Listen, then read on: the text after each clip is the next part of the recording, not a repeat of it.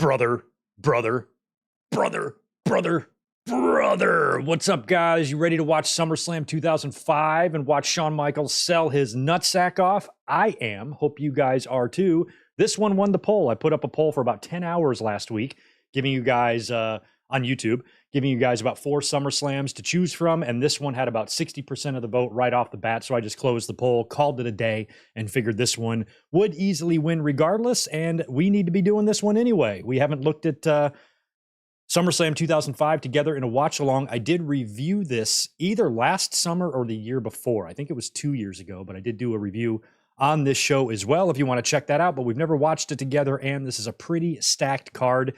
I did not check out the Wikipedia match card. I'm just kind of going by memory here. I know we got Hogan and Shawn, obviously, and we've got the Chris Jericho John Cena match, which I think was like Jericho's last night or the night that he gets fired or whatnot. Also, Matt Hardy and Edge, and that's all I can really remember offhand, although there is another championship, right? There's 2 championships. So in 2005, Batista faced somebody here. I forget who. And there's Undertaker and Orton, I think, on the show as well, I believe. So this is a stacked card. And like I said, I didn't check out the card online to see what we're going to be looking at. I just remember it's a pretty popular SummerSlam and one that you guys have great and fond memories of 18 years ago. This is technically a classic SummerSlam.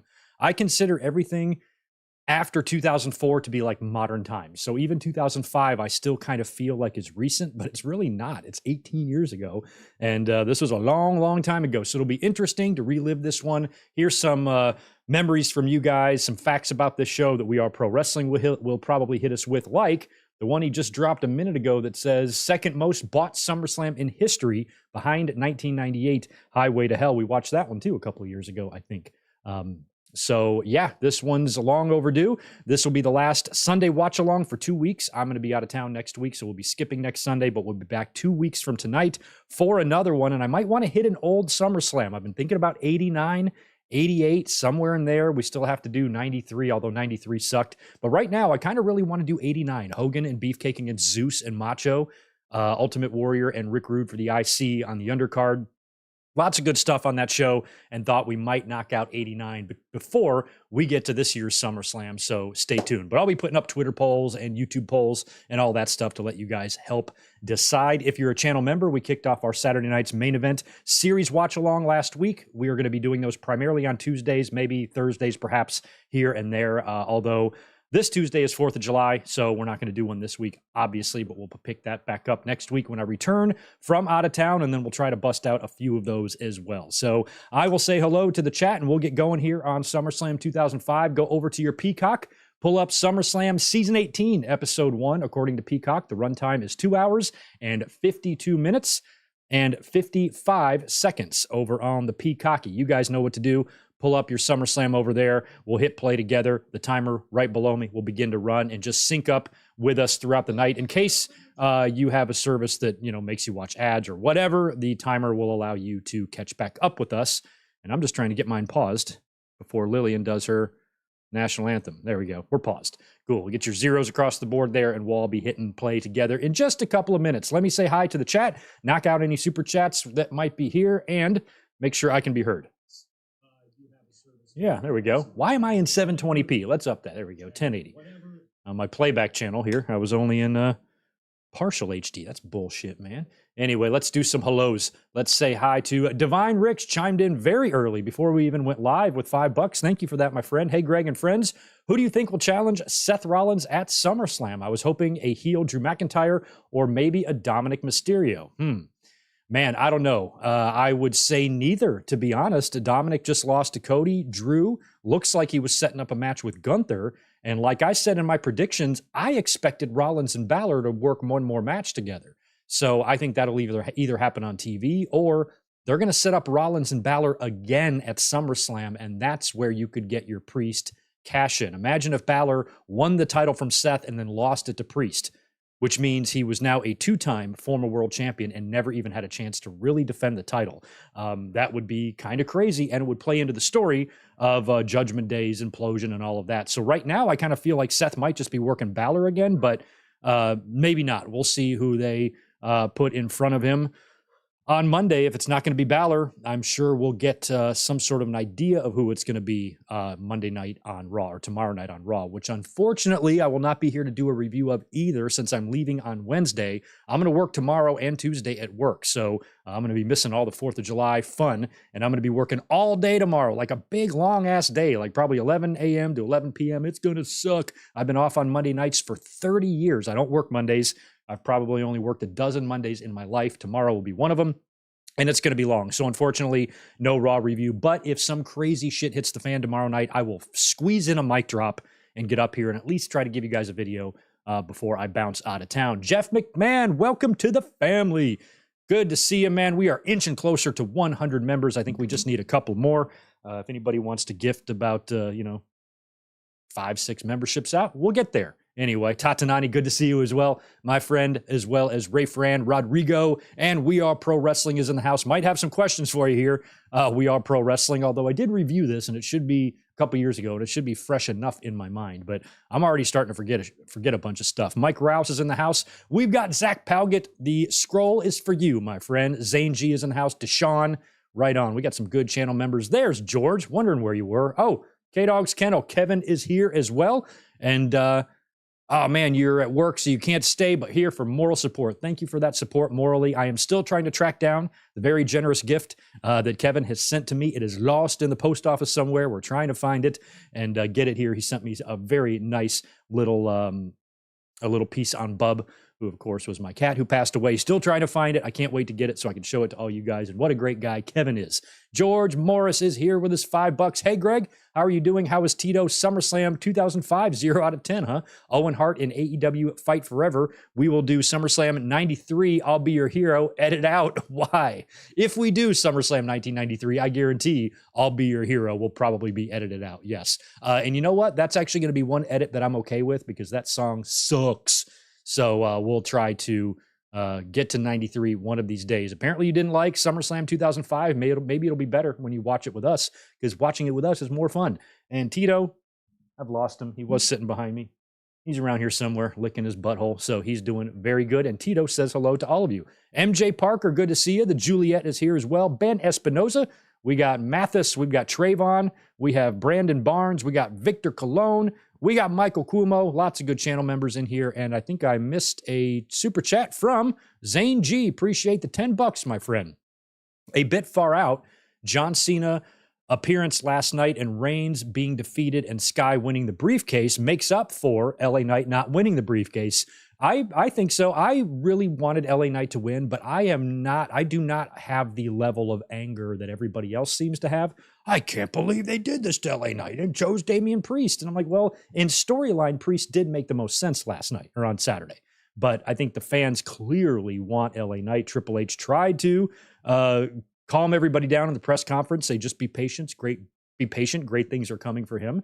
But, like I said, fans just get too caught up in the moment and they think LA Knight's career is over now. They might still be able to push him without him winning the briefcase.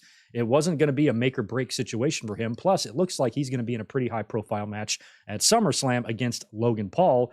If, what we've seen on TV is any evidence, that's probably what they're going to do. But this idea that, Vince McMahon, blah, blah, blah, blah.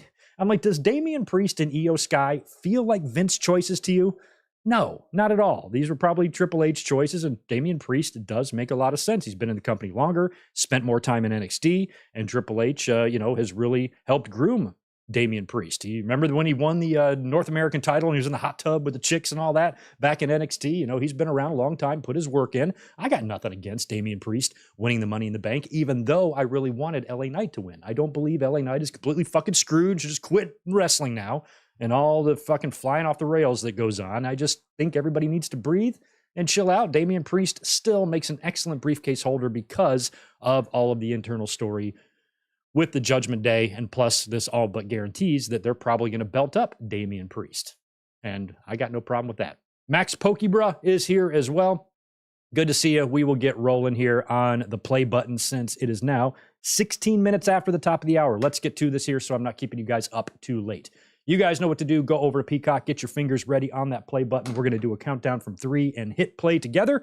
And This is going to be fun. I'm ready for this one. All right, my finger's on the timer. My finger's on the play button. I am ready. Hopefully you guys are too. Remotes, mouses, phone, whatever you're using to watch. Let's rock. Here we go. 3, 2, 1, play. All right, we good. Washington, D.C. I didn't even know where they were.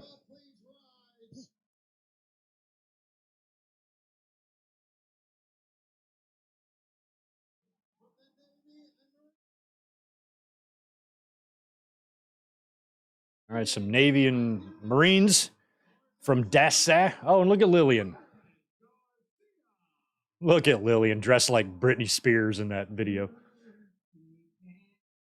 All right, Lillian's going to give us our theme song. I think it's weird that countries have theme songs, but whatever. Who am I to judge? All right, as Lillian sings, let's see what else you guys have to say here.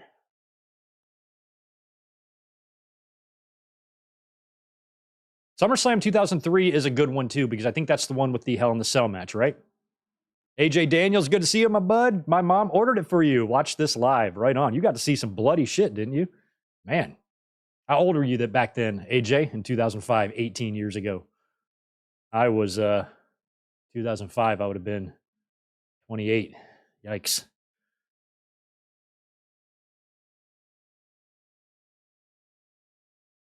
Ah, Mike, what's up? Greg in chat, still sad my boy LA didn't win. You know, imagine the pop if he would have. I mean, that is one thing I do regret, and I wish they would have kind of pulled the trigger on him, because that response from the crowd would have been easily the biggest reaction he would probably ever get in his career. I mean, aside from winning the title at Mania or something like that. I mean, that reaction of him grabbing that briefcase would have been incredible, and that's, I guess, the third time this year WWE has hesitated to pull a trigger that we all wanted them to pull. So, we'll see.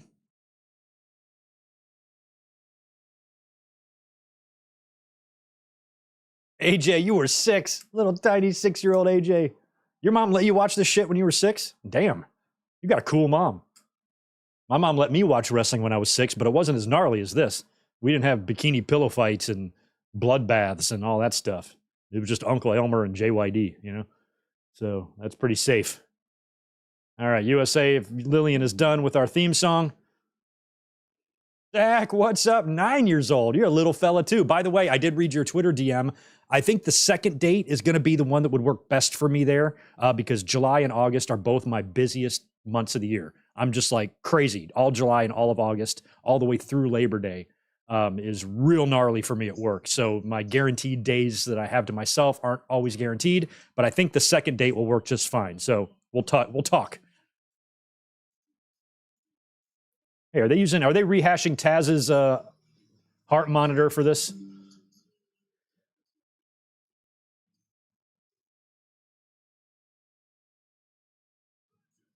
I remember this whole thing started. Remember Jericho and Cena? I think it was because Cena got drafted to Raw. Oh, yeah. Orlando Jordan and Benoit. I think that's like a 5-second match. Oh, Batista and JBL. That's right. I was like, I know Batista defends against somebody.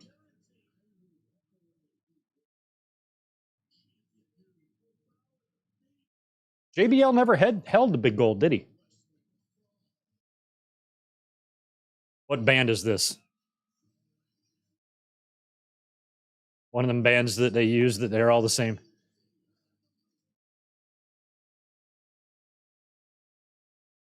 Oh, yeah. The ladder match. Fuck, I forgot about the ladder match. I forgot about Dom Dom. I completely forgot about that. Oh, what a card. What a card. Hardy and Edge, Cena, Jericho, Eddie, Ray, Shawn, Hogan. Holy fuck. Orton, Taker. I guess I never really appreciated how really good this card is on paper. My God. My God. I'll never forget right after, I think it was the next night on Raw, right? When Jericho got officially booted out of WWE. The next day, he put a TNA banner on his website just to fuck with people. He never intended on going there.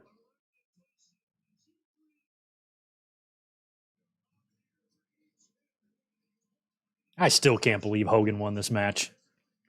And to make things worse, he'd come back and do it to Orton the next year. That was almost worse than this one. Hogan beating Orton the next year, I think was worse than this. I don't know why they kept doing that.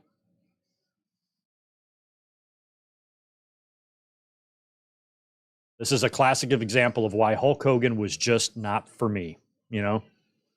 He had no business winning this match at all.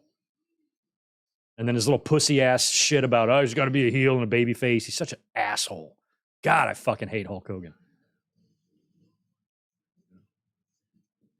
Such an egomaniacal dick. All right, SummerSlam. Nice little half circle there on the screen on the Tron. God, is this the song they were using? This sounds like shit, whatever this is. I can't imagine this is the real song they used on pay-per-view. Sold out MCI Center. MCI Center still there? Is that where the Wizards play or whatnot? It was around this time, yeah, 2005, yeah. When I was working in North Carolina, Michael Jordan, I think he had retired already with the Wizards, but he was still affiliated with them. And he was bringing them down to North Carolina for their training camp to train in Wilmington, where he used to live. And they would come into the restaurant. We did like 3 Wizards team dinners. And I did Warriors team dinners out here.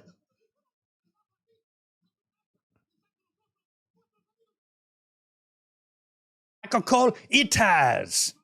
Michael Cole, that jacket's too big for you. At least you don't have frosted tips. You still look like a prick. Taz, you look phenomenal as always. Nothing changes with you. Michael Cole, you look like a 5-year-old kid who put on his dad's sports coat. All right, here comes Chris Benoit.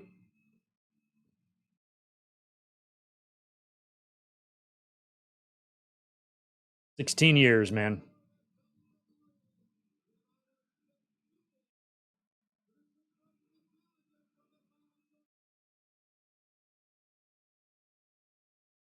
Greg, I'm sorry, but if I'm the Babe Ruth of wrestling, guys in their early 20s are going to job to me. Maybe. But Babe Ruth wouldn't enter baseball 20 years after his prime and win a home run derby. No players from that era would even make a roster today. Ty Cobb and all those guys, you know, I don't even think they'd make the roster. I think they'd be fucking double A ball at best. Look at this guy. Come on, Orlando. You can do it. You can take down Benoit. You can do this.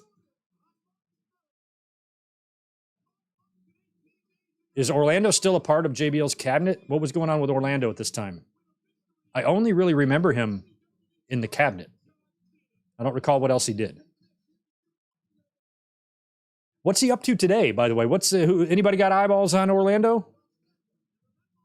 Didn't he wrestle the Ultimate Warrior overseas somewhere in like a comeback match? That's all I really remember of him. I don't even know if he went to TNA or not. Orlando, wherever you are, I hope you're doing well.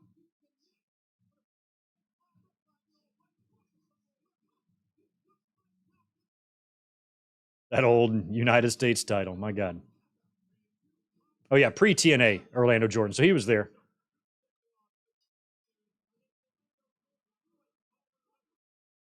All right, collar and elbow here in the corner. Jimmy Corderas going to break him up. Deep shot by Orlando. German. Doesn't let go. Oh, and just, oh, wow. Got it.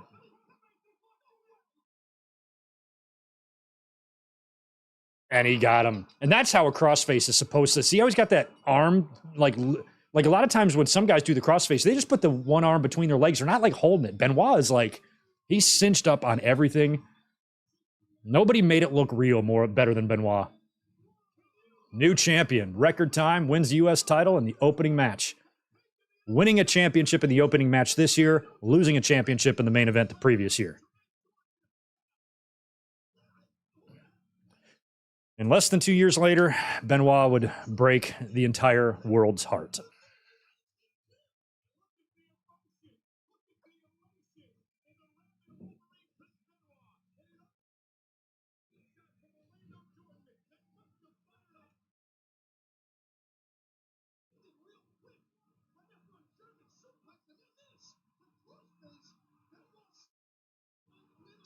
I kind of like watching the Raw guys. You saw like Lawler and King over there just not saying nothing. Like, I guess when it's not your turn to call a match, you can just chill, have a Mountain Dew and a brownie. Meeting these neon bears tonight. Try to go easy on them. They're pretty good.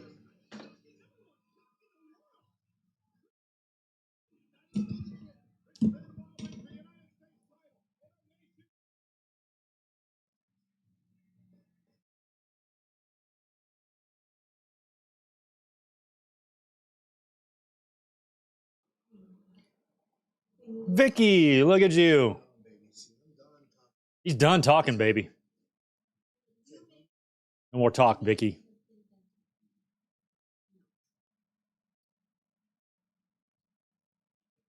Vicky, your next husband is going to suck, just in case you're wondering.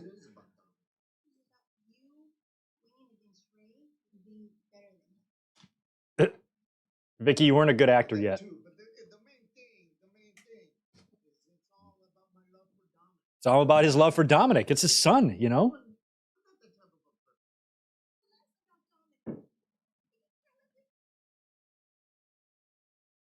Eddie loves Dominic, Vicky. Shut up. Vicky's such a bitch.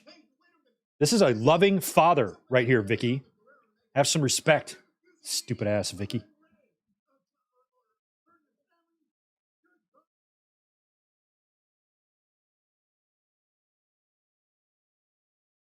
Jay Lambo, we don't tolerate lateness. We're going to have a little conference, decide if you're allowed to stay. You're a channel member, so I'll allow it this time.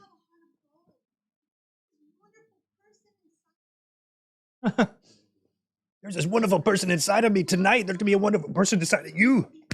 I was trying to tell a joke. I almost choked.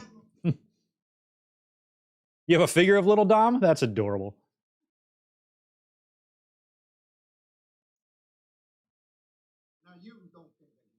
Nope. You don't think you can beat Ray either.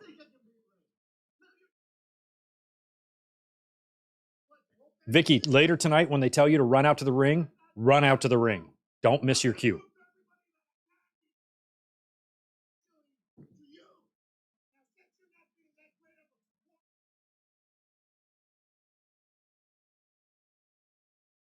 I don't know what Vicky's doing now, but I imagine she's probably letting all the drama in her life blow over because she has a lot of it. Hopefully it does blow over. It doesn't sound like it will be blowing over anytime soon. Poor Eddie. Just trying to do the right thing for his son, for Dominic. And you got people like Vicky and Ray getting in the way, causing problems. It's evil and it's wrong. And Ray and Vicky should know better. Fucking assholes.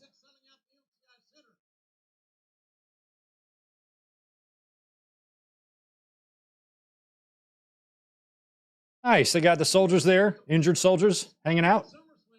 Good.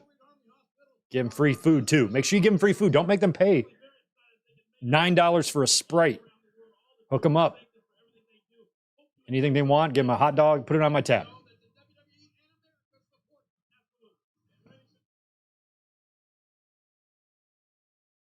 Edge and Matt Hardy is next. Holy shit. This match was so crazy. I still can't get over this whole situation.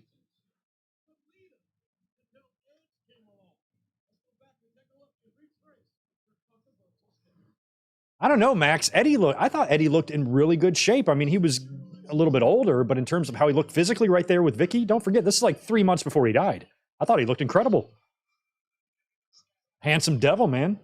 There's so few of us. You got to appreciate it when you see it. Ew, God, they got to show them both making out.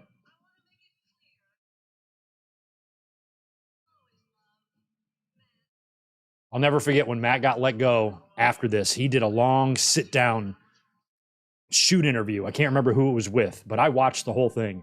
And he went into some pretty explicit detail about him and Lita and their relationship and detailed their sex life and all sorts of stuff.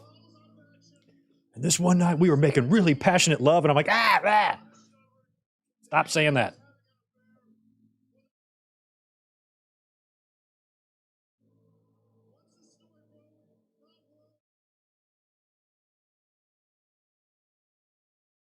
And then I couldn't believe they released him. That was actually bullshit.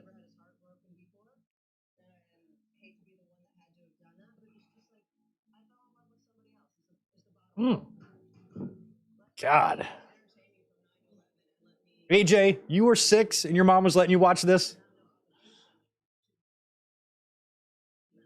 Like when you were 6, did you think it was gross that they were licking each other's tongues? Ew, what are they doing? It's a boy. Why is he kissing a girl? Ew. Is that what you were saying, AJ?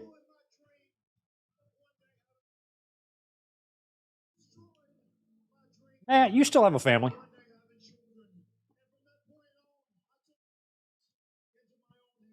You got plenty of kids, Matt. You got a whole damn litter. How many kids does Matt have now? 11? I think he's up to 11. That was really well done, I got to say, when he showed up backstage and attacked. I still didn't believe it was real, but it was about as believable as you could make it. He came back in great shape. Look at the shape Matt's in here. Unbelievable shape.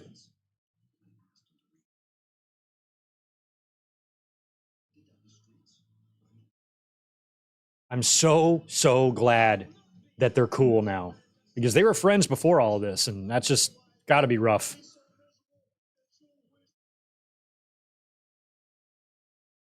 I mean, at some point after this, all of them had to have gotten in a room and had to have worked things out. I mean, to at least some degree.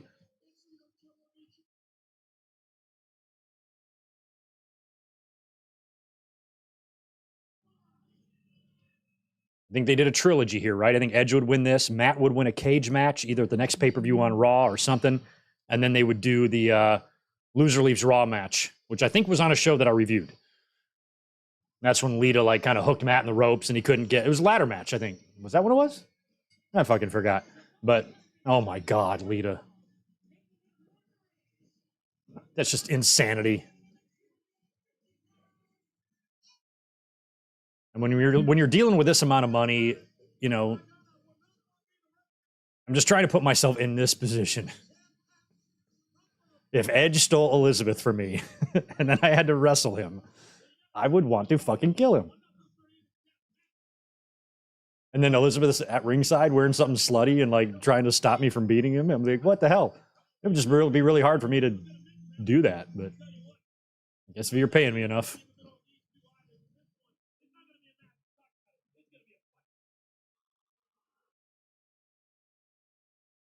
Jesus, Lita is so hot.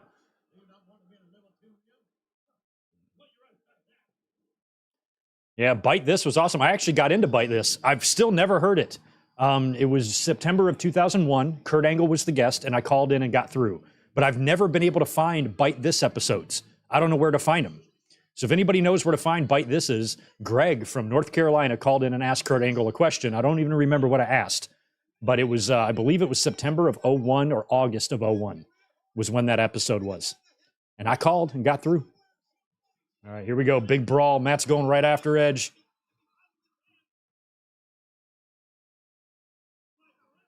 And it was funny too, like when the affair happened, it's like the decision WWE made, like they had to basically choose. They couldn't have them both, I guess, in the company they felt. It was just too volatile.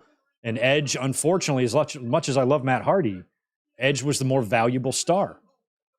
He was more valuable than Matt. So they cut Matt, and the fans did not like it.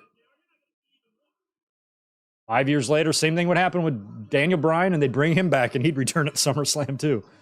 So WWE had a knack for just firing people unjustly in the summer. I don't know why they did that.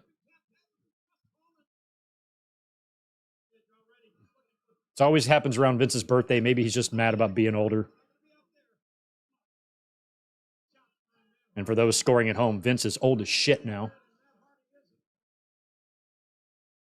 Doesn't matter the age. Old as shit is all you need to know.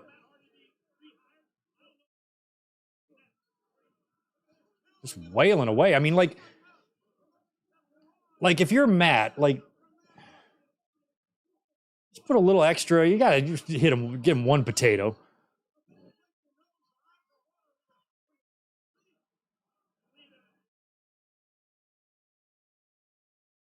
Yeah, I've looked for bite thises everywhere. I haven't looked in a while. Maybe a few years ago was the last time I looked, but I tried to search hard one time and I just did not have any luck. YouTube would be an obvious choice. YouTube would be the first place I'd look. I don't think they're on there. Last I checked anyway. All right. Oh, big spear to the floor. I mean, it really does seem like all parties have made peace, you know? Like Lita and Beth Phoenix have been on the same shows before. I don't think Lita and Beth have any issues with each other, even though Beth has to, you know, always has to watch some of her husband's classic matches with him having his tongue down some woman's throat. That's probably got to be a little weird for Beth, but everything just seemed to have worked out. And I'm glad that cooler heads prevailed and everybody was able to forgive and forget and remain friends. And we've had several moments with Edge and Matt Hardy together on stage in various places, and it's just really warms my heart to see that, because something like this would be really tough to come back from, I think.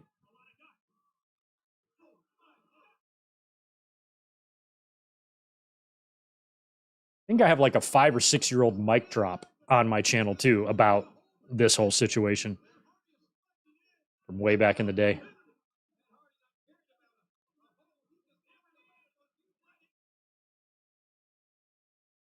Good point, Victor. I've pointed to this very feud when talking about Brawl Out. I'm like, if these two guys were able to work together and make money, oh my God.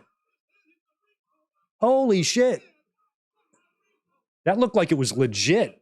I kind of forgot about that spot. Show a replay of that. He basically dropped him or flapjacked him, snake eyes him on the top of the ring post. And the camera's not on Matt right now because I'm certain he's blading. Here we go. Look at this. Watch this. Ooh. God damn. That's rough. That's a rough fall.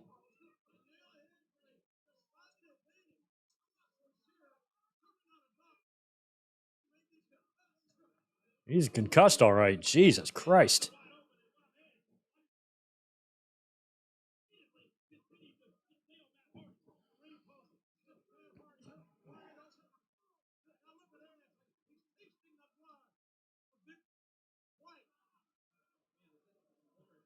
Damn, that might have been legit. I don't remember the story on that bump, but the way the camera pulled away from him, I just assumed he was blading, but it also looked like he came down right on his face.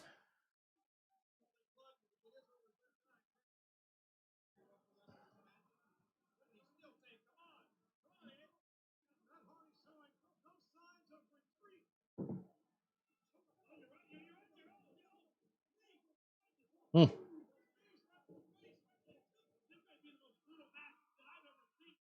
I don't even recall when Edge and Lita like officially split. I don't know if they even really told us. Oh my God.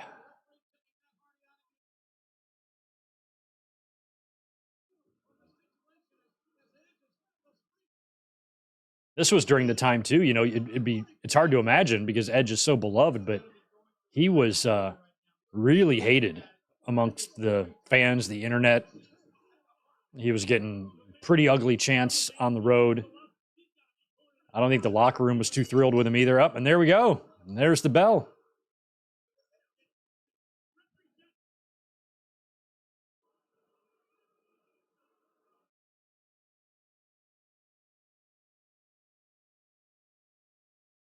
Man.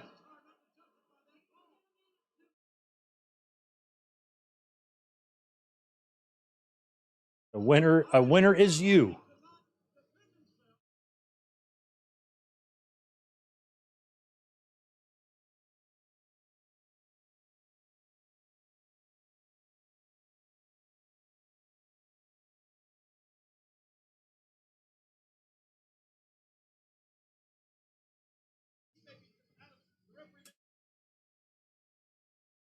Man, Matt.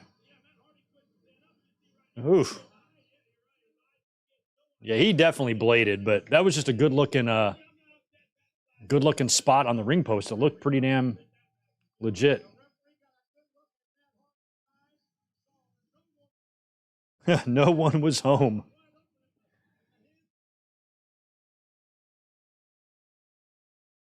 Ha, Chris Ludek, appreciate that, man. He watched the show live at a Hooters. That's the way to do it. Not Trish, but Alita was putting all them Hooters waitresses to shame, I bet, during that match. They were probably like, well, I thought I was hot. Guess not.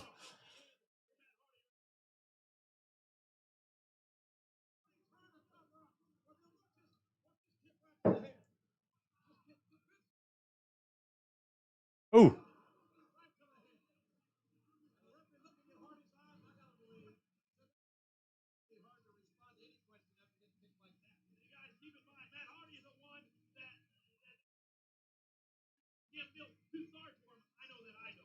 Poor Matt. Man, he got roughed up on that one. Jesus.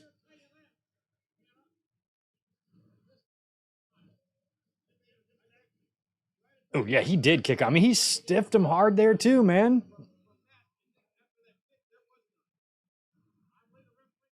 I mean, what do you say to each other? Like when you get backstage, I mean, you immediately separated again, or you just cordial? You gotta be like, yeah, good job, have fun fucking my girlfriend tonight. Like, what do you say? I don't know.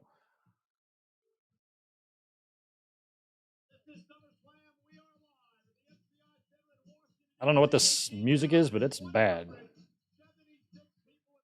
Yeah, you can shake your booty to it. It's not that bad.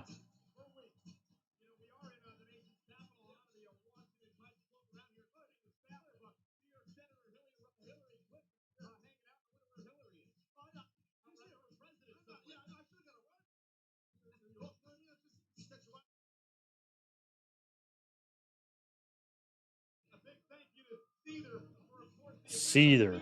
Remedy. Didn't they use another remedy? I thought there was another remedy they used from somewhere else. I'm thinking of Black Crows.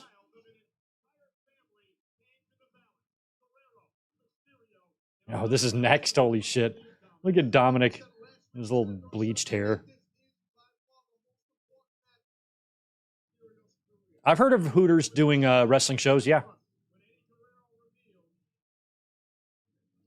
Hey, so they're spelling Dominic there with a C. Isn't it just a K on Dominic? Kind of like how they spell Eddie with a Y. Sometimes. Look at little Dominic, you little piece of shit. I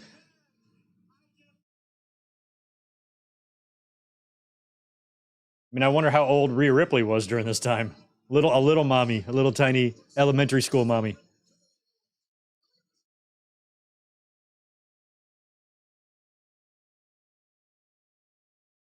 Dominic runs into his arms. I can't wait till the part in this match where Dominic grabs the ladder and he shakes it.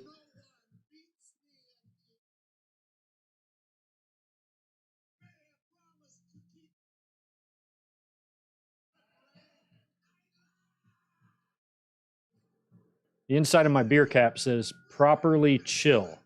So is it telling me to chill the beer properly or that I myself am properly chill? Because if it's telling me to chill the beer properly, it's too fucking late, man. I opened it. Let me know what you think.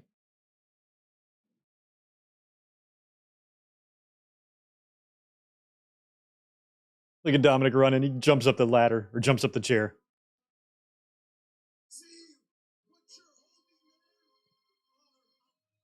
Official custody papers. Eddie would not just deliver phony custody papers. They're real. Otherwise, Eddie would be lying and he wouldn't do that.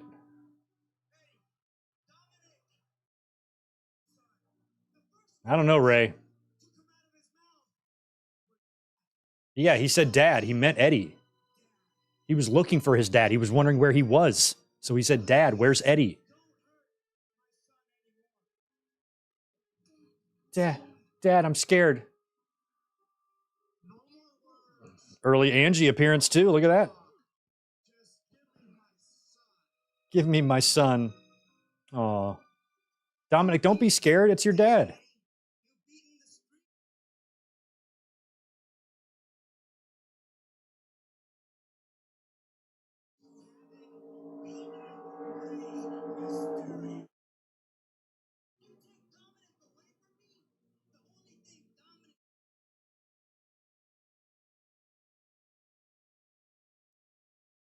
Did Eddie ever get that win? I think after this, they only wrestled one other time, right?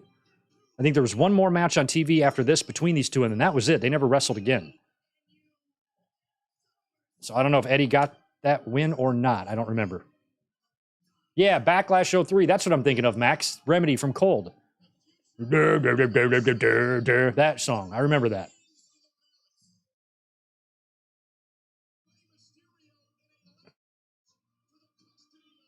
I thought Black Crowes had a song called Remedy, too. If I remember right. Chris Ludek, 5 more from you, man. In 05, I still wanted Cena to come out to Thugonomics. What are your favorite themes, Greg? P.S. Jungle Boy should come out to Beverly Hills 90210 theme. He should. I never watched Beverly Hills 90210, so I don't know what the theme sounds like, but he should. He should do that. I'm sure it's memorable for fans of the show. I never watched that shit. Melrose Place, never watched that either.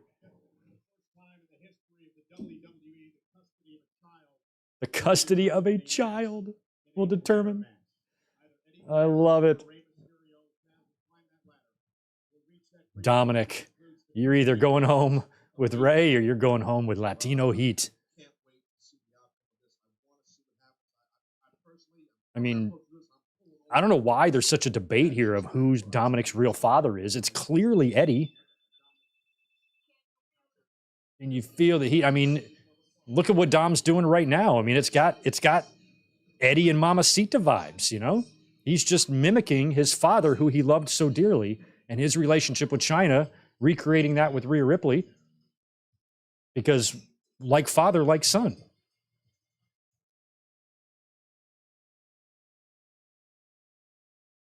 It's just science and reality. You can't change it. Custody, just hearing the ring announcer say that, it's pretty funny.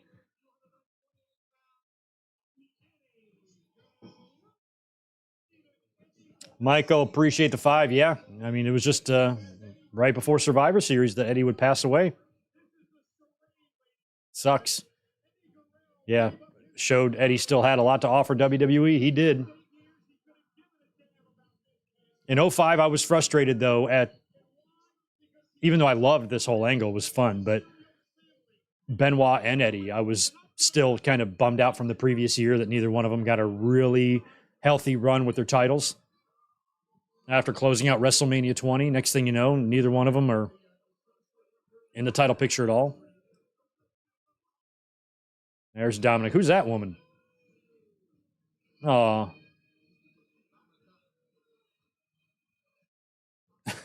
Poor Dominic.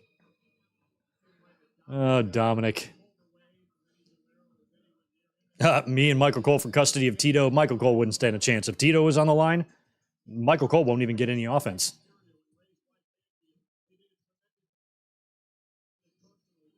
Juliet's got some fireworks. No fireworks here yet. It's still very, very sunny out. It's only 5:50 in the evening.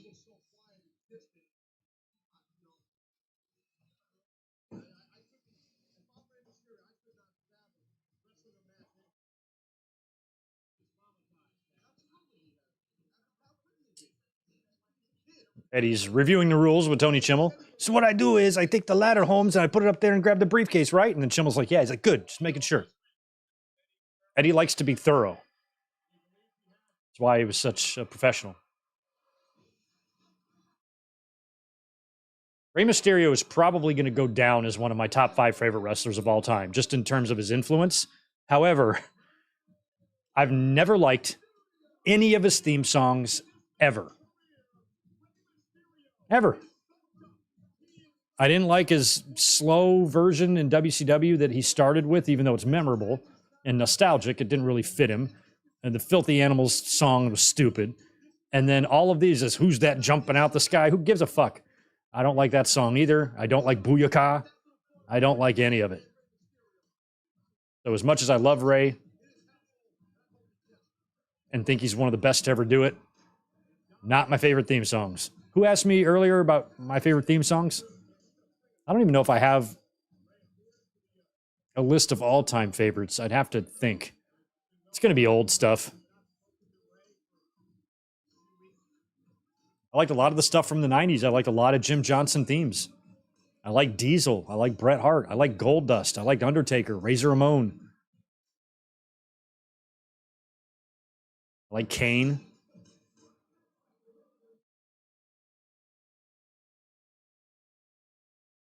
I mean, it's got to be really difficult. I mean, to try to explain this to an 8-year-old. I mean, at least Dominic's in the business. At least he's in a wrestling family. But I just try to think of like somebody trying to explain to me at 8 years old to be a part of a wrestling angle. I don't think my brain would comprehend it. I think I would mess up. I think if they told me at 8 years old to go in there and shake the ladder or whatever, I just wouldn't get it. I'd probably just freeze, you know? I need to be 10, 11, 12 years old to be able to do something like that. I think 8 would be too young for me.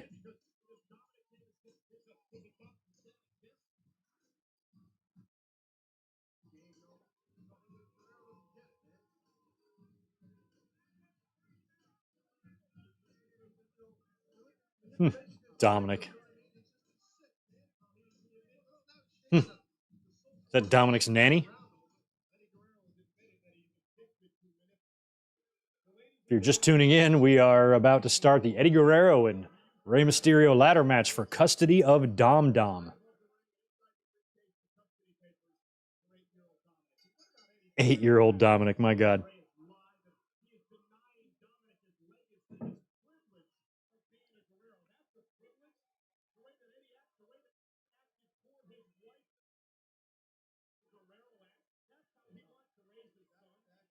Yeah, Taz, little Hook existed. Little Hook might be backstage for all we know. We don't know.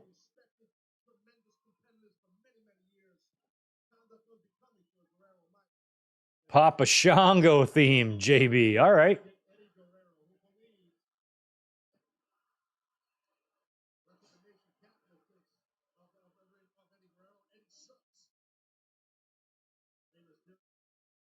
I liked a lot of themes, even for wrestlers that weren't big stars. Like I liked themes like the Oddities. I thought that was a really good theme at the time. I like Kai and Ty's theme. Eddie. I liked Dan Severn, had an underrated theme. Cactus Jack, another good one.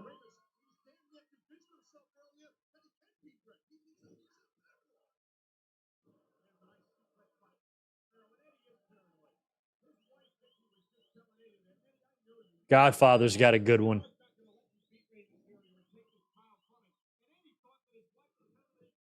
I did like Viva La Raza, and what was interesting is I never got a chance to hear Viva La Raza in person in my life until I went to WrestleMania this past year, and Ray came out with it.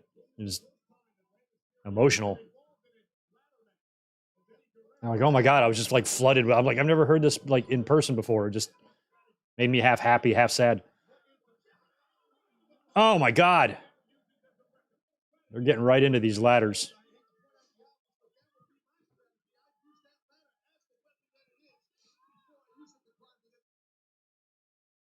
I liked Triple H's My Time, Jeff, probably better than any of his themes he's ever had. Oh, AJ Daniels, you like Ass Man? See, I didn't like Ass Man. I did like the New Age Outlaws, though. I thought Ass Man was a little weird.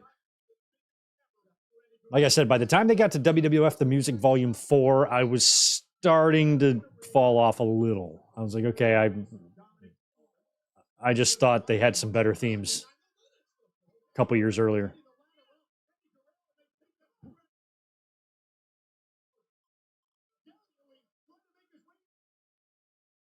Taking forever. Ray, you should just springboard up and knock him off. Is that what he is? Yep. That's exactly the move I was thinking he would do. I'm like, you should springboard and kick him. What's that weird move Austin Theory's trying to use now? It's like kind of a rolling, jumping, drop kick type of thing. Odd choice for a finisher, but whatever. If I'm not going to care about Austin Theory, I'm not going to care about his finisher either. So he can do whatever he wants.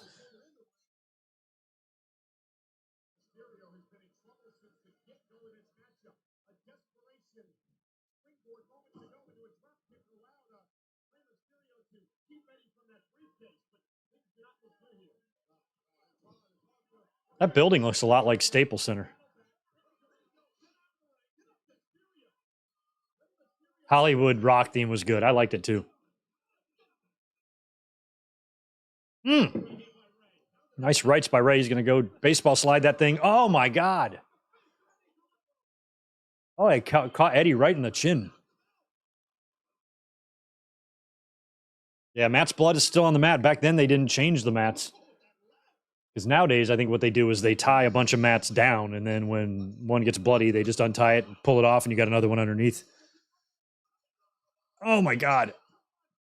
Jesus.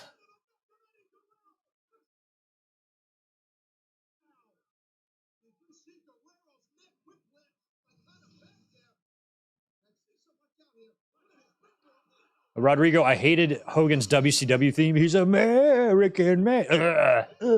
So bad. But Real American I liked. NWO and Jimi Hendrix was also fine, but his WCW theme when he came in was shit.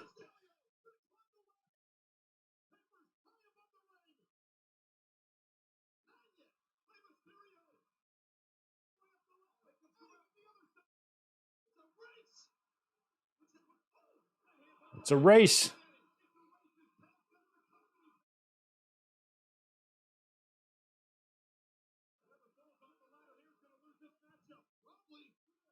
WWE 24/7. Oh my God, how things have changed.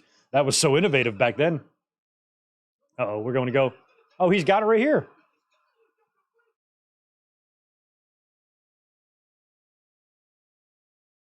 Let's say, is Eddie going to try to do a sunset? Oh my God. He is. He is going to sunset him. Oh, God. I felt like that wasn't going to work.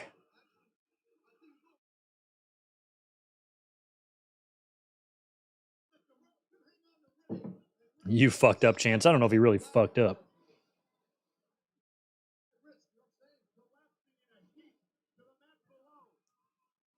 Yeah, I can see that, Jay Lambo. If you're a young kid and impressionable, I could easily see WWE getting fans into a lot of heavy metal and rock because that's all they use for all their pay-per-view themes. I think some variety would have helped, but a lot of what they used fit real well and stuff, so I had no real issue with it. But a lot of the songs they used isn't really the genre for me. You know, I'm not really a drowning pool guy, to be honest.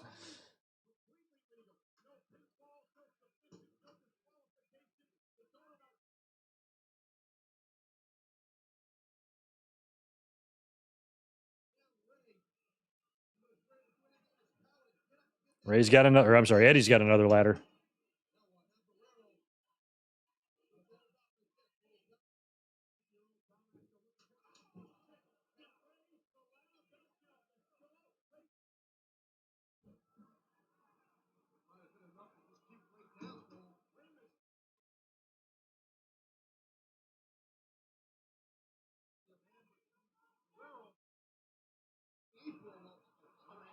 Oh,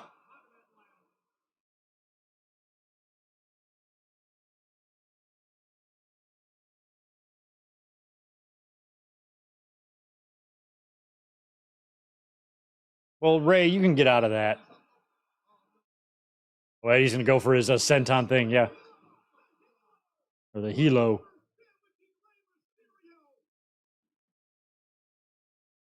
Yeah, and of course Isaac. They used a ton of Kid Rock songs. Did anybody check on Kid Rock yesterday or on Saturday? Because yeah, yesterday, because WWE was running a whole bunch of Bud Light ads. Hope Kid Rock didn't have a heart attack there. Nothing ruins America quite like gay beer, you know? Fuck Kid Rock. Stupid redneck.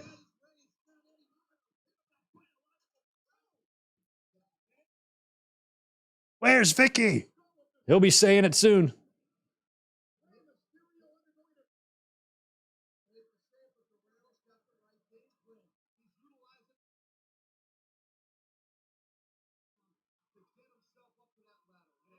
Get himself up to that ladder.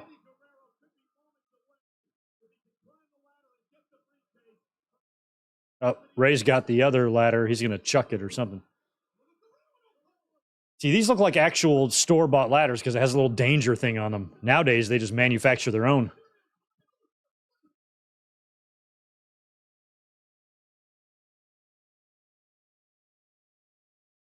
They have a ladder production center in the back corner of the warehouse, the storage warehouse, apparently. Oh my God.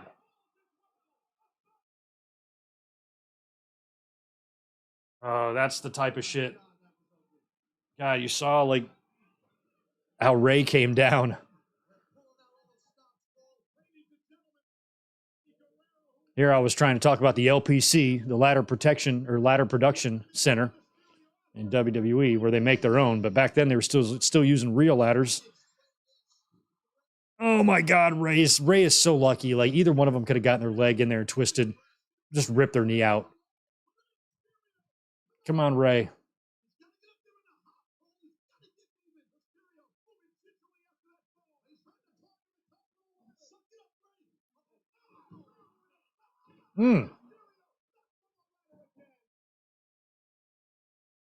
Dominic.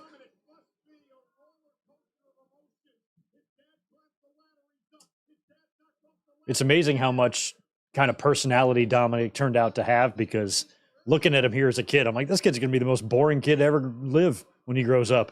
He has one facial expression, one look on his face. But now he's like my favorite wrestler in all of WWE. Who would have thought? I am 22 years older than Dominic, and that's just, yeah. No, I'm 20 years older than Dominic. Excuse me. Oh.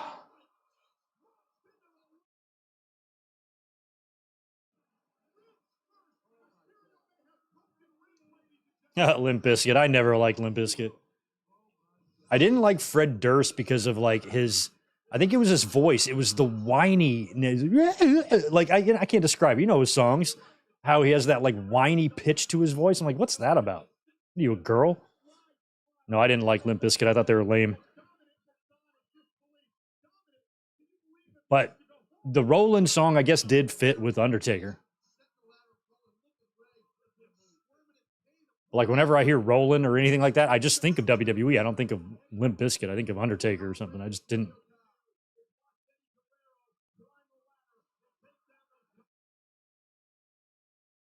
Oh, there he is. There's Dominic. This is my favorite part.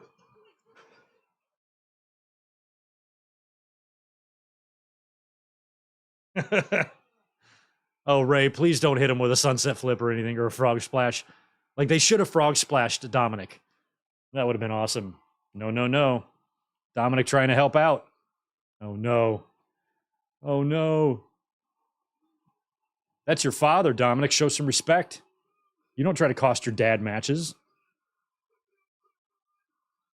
Don't you know I could have fallen? Give me a hug. I mean, Eddie can be scary when he's pissed. I mean, you really have to look at Dominic looks legitimately about to piss himself.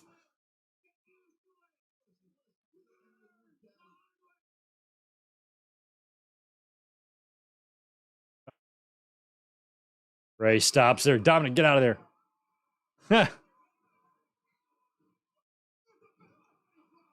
I mean, they've told stories where Eddie's, talked to Dominic before the match, like, I'm going to yell at you, but don't worry. But still, you're an 8-year-old kid. In the moment, that's probably still pretty scary. You don't really understand the concept of live TV, cameras, audience, at 8. I just don't see how you can understand that.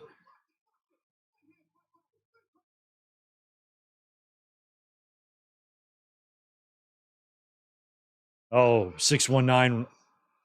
Oh, that had to hurt Ray's shins. Oh, yeah, shins suck, man. I think God just gave us shins. That way we could locate furniture in the dark. That's what they're there for.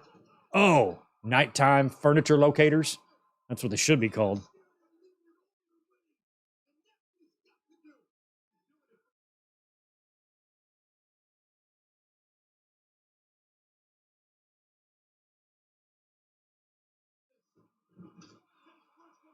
Oh, hell yeah. It would have been awesome if Dominic turned heel right here and became that little prick.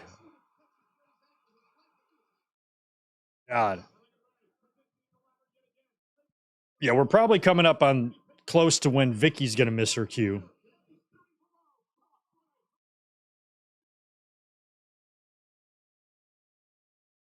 He's got it. Oh. Well, if he's on his shoulders, Ray can just grab it. Oh my God, what the fuck are they going to do?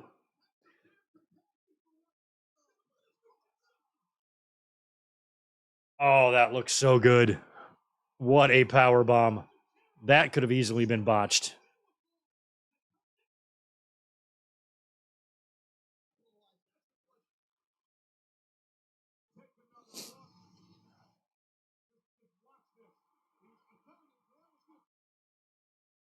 Ugh.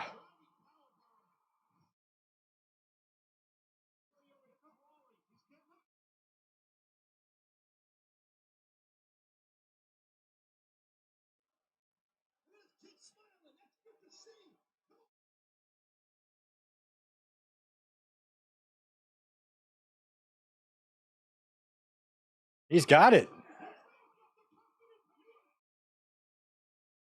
Oh, he's he's going to kick the ladder out from under him? Yeah.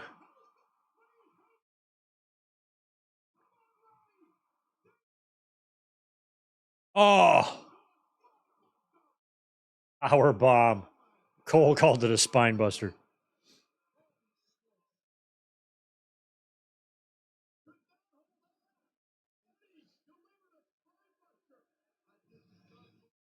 Oh, yeah. I wish Eddie was alive to see Dominic as a heel. I wish Eddie was alive to give Dominic pointers on how to be a heel. Because Dominic is one of the best heels we've seen in a while, and his dad never was one. You know? Oh, my God. There it is. This is the spot where Vicky's supposed to help out.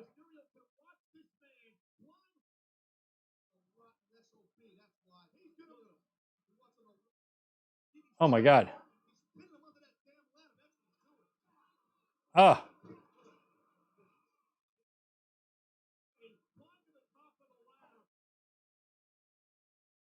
Eddie's going real slow.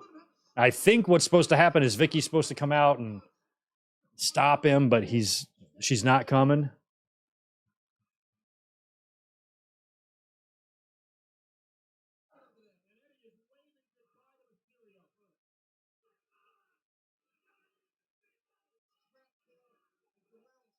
Huh.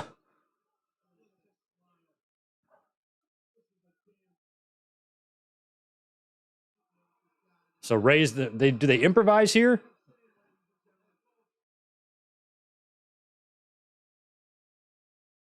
Ray, you need to.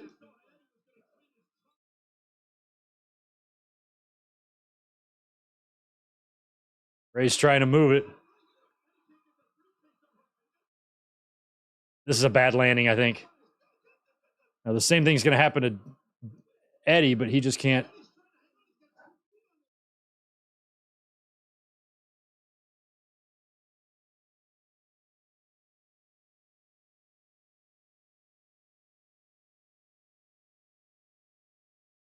Oh, that's a bad landing.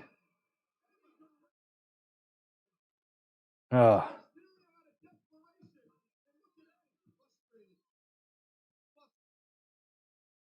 So they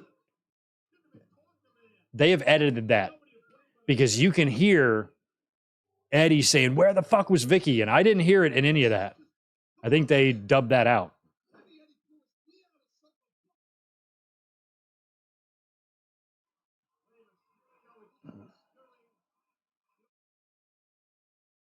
Yeah, I don't consider that a heel run or anything though. I know he was a heel there for a minute, but I'll just never look at him as any part of his career of having any sort of substantial heel part of it.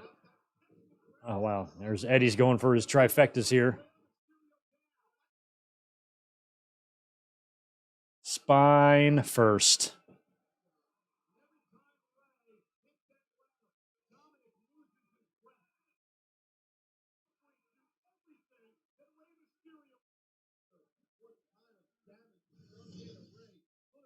I think Ray did Eddie wrong a little bit by kind of pulling his leg when he was dangling from that. That made him land awkwardly. It could have been rough on his legs. Easily blown his knee.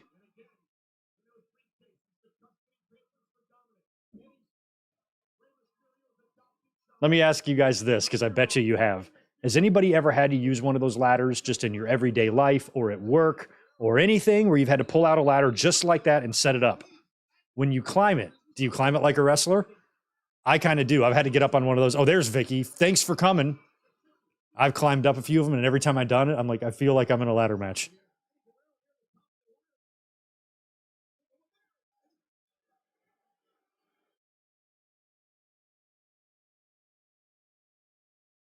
Now she's there. So this is the spot they were probably supposed to do when he had the ladder on Ray. Vicky's like, nope, I'm not going to let you. Do it, Vicky. Do it. You see Eddie says push. Oh my God. So she does. Eddie goes, push. They have too many people in this match that don't know what they're doing.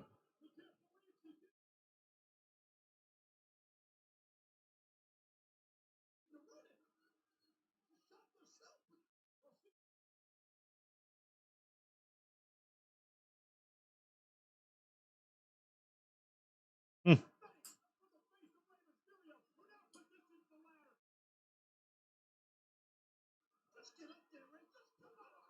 I feel like in their personal lives, Eddie just yelled at Vicky a lot. I just feel like that probably happened in their regular lives quite often.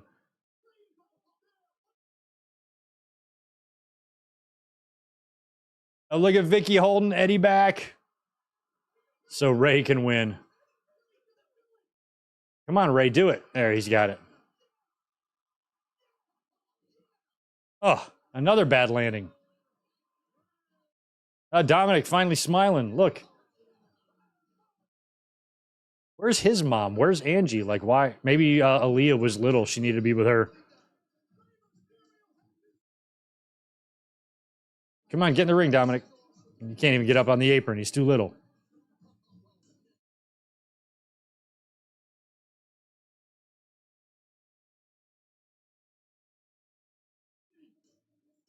Oh, Eddie's yelling at Vicky. Oh, there's Angie. How come she wasn't? I guess it's because maybe baby Aaliyah. That's my only guess. But like, shouldn't she be out there with Dominic at ringside? Who are those two random fuckers he was with?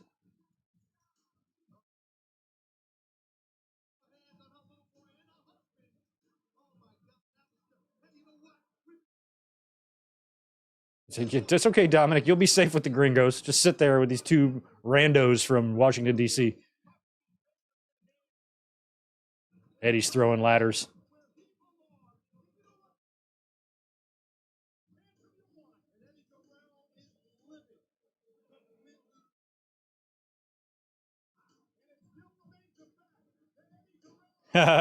Mike, well, I didn't mean necessarily like climb the ladder slow. Just climb it up the way a wrestler would, kind of like in the same way. Up and one for good measure on off the face of Eddie.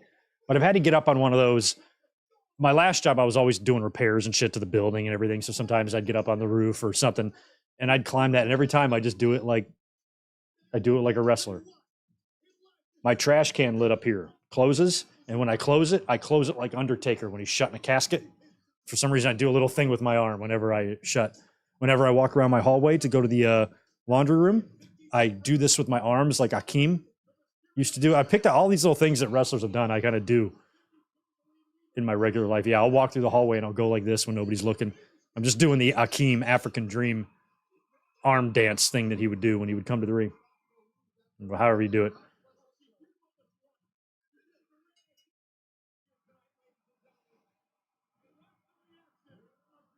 Yay, Dominic. I mean, maybe they're just two producers. Maybe this woman. I mean, they could be his parents' friends or something, but she did seem like the lady was giving him cues, like, okay, go in. Maybe it was one of the maybe it's no, she's too pretty for to be Kevin Dunn's wife. But maybe she's the wife of somebody.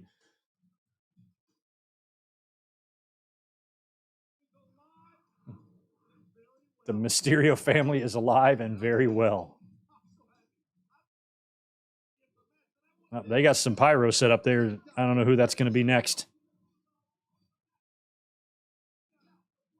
Jericho. Must be Jericho's pyro.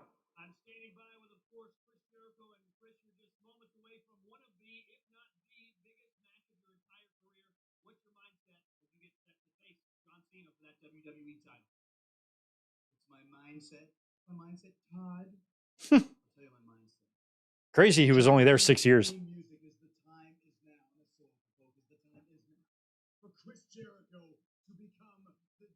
The time between Jericho's debut and here is the same distance between now and 2017. Is that crazy to you or what? The Chain Gang. Yeah, the Chain Gang. I'm not in it.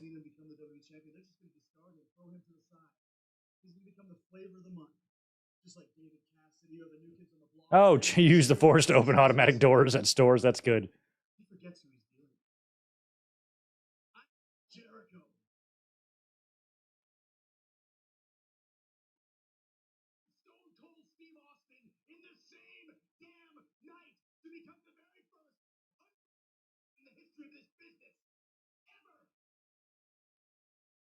John Cena can't compare with The Rock or Stone Cold Steve Austin. They are legendary figures. They are Hall of Famers.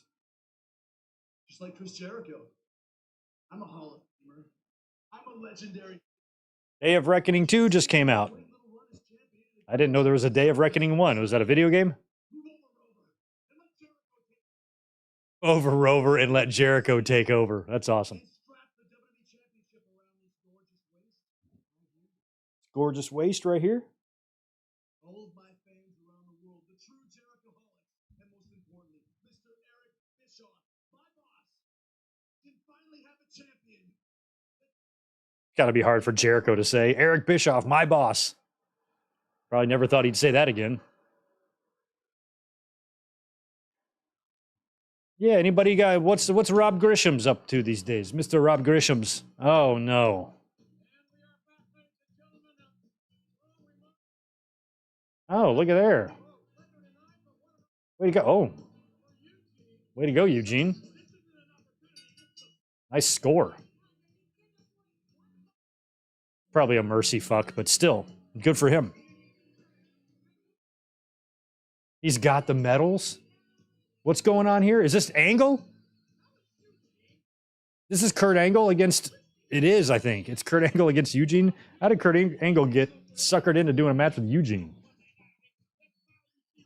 I mean, this gimmick, what, has been around a year? Wasn't he there at the last SummerSlam? He worked with Triple H, right? Can't believe this gimmick lasted this long. Should have lasted 4 days. Here comes Angle. Kurt Angle versus Eugene. I forgot about this match. I'm all out of my frosty beverage. I'll be right back. Angle looks mad.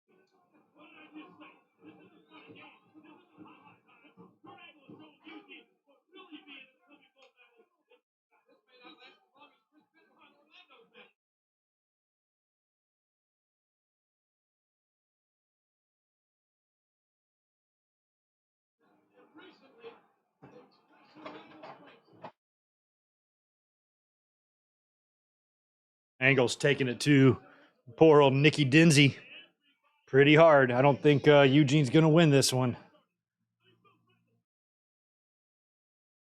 I mean, Eugene got what, 2 high-profile SummerSlam matches in back-to-back years? That's insane. He worked with Triple H in 04, right? Isn't that the match they did? The whole thing with William Regal and all that?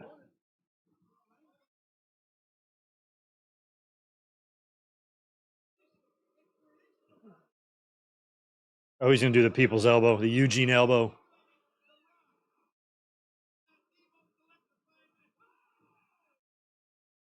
Oh, I love that the crowd is extremely pro-Angle. I love that they hate Eugene. That's good.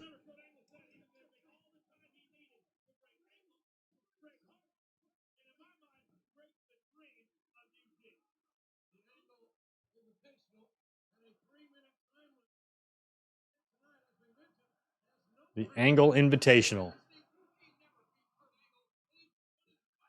Yeah, I think you're right, AJ. I think the gimmick wearing out its welcome, and the crowd was starting to let that be known.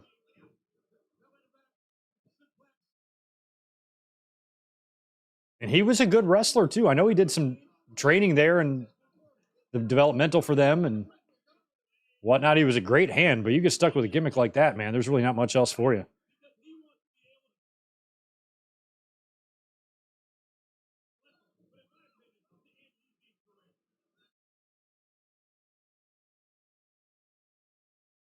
Angle has never lost a one-on-one match at SummerSlam. Has he been in a tag or something? Oh no, he was in. I was there, SummerSlam 2000, Triple Threat. He lost that one, I guess.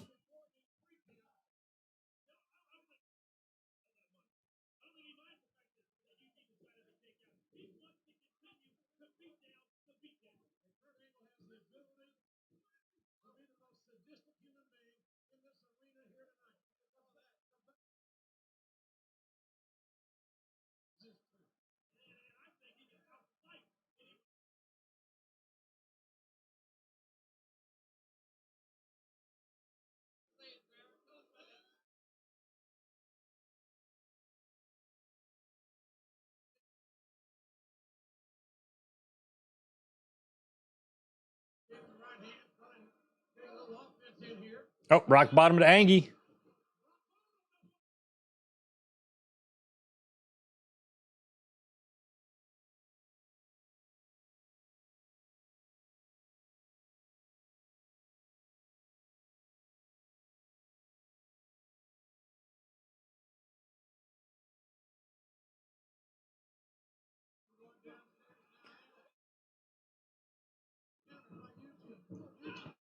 I mean, take away the stupid gimmick. This isn't a terrible match. I mean, Eugene can go. And he's got Christy Hemme with him.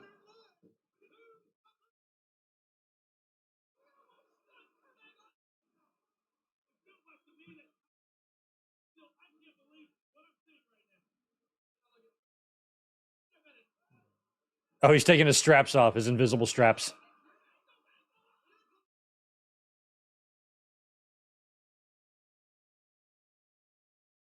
Oh, Eugene face first. C number moonsault. Oh, angle slam. That's got to be it. Ankle lock, tap him out. Is 2000's nostalgia still mind-blowing to you? Thanks for the $2. Still mind-blowing? I guess kind of. You mean like in terms of some of the shit they were doing back then? I don't think it's really mind-blowing because I saw it and lived through it all, but looking back now through eyes from 2023, it's sometimes shocking some of the shit they fucking did. And we've experienced it during these watch-alongs. We've shaked our heads being like, how the hell did they get away with that back then? But it's not going to age any better. You know, that's the thing. It's going to, if it's aging bad now, it's going to look even worse in another 20 years. I'll be up here 65 years old. Look at the shit I was watching when I was 20. Can you believe that?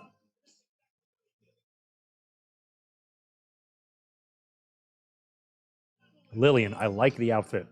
I'm not going to lie. Oh, no. When was the end of Eugene, by the way? When was the last time we saw him? This feels like maybe this is it. Don't hit Christy Hemme.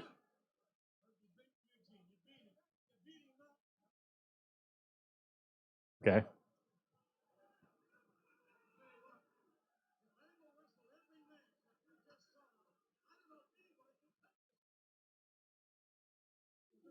Play my music. He just wants to stand on the chair? Oh, he wants to get his medals and stand.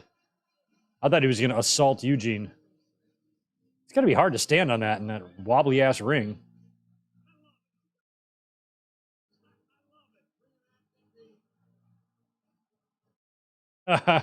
Triumphant. What a pop he's getting. Can't believe Kurt Angle was not involved in a title match or nothing. He worked with fucking Eugene.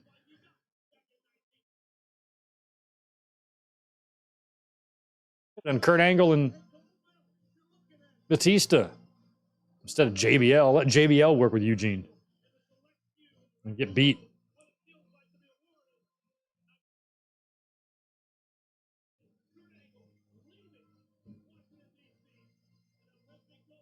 Man, he lasted till 07, 09? Are y'all crazy? This should be it for him. How the fuck did that gimmick make it 4 years? That blows my mind.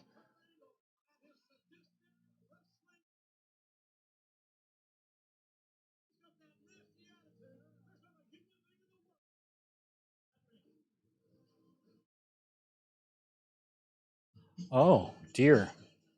I took. Oh.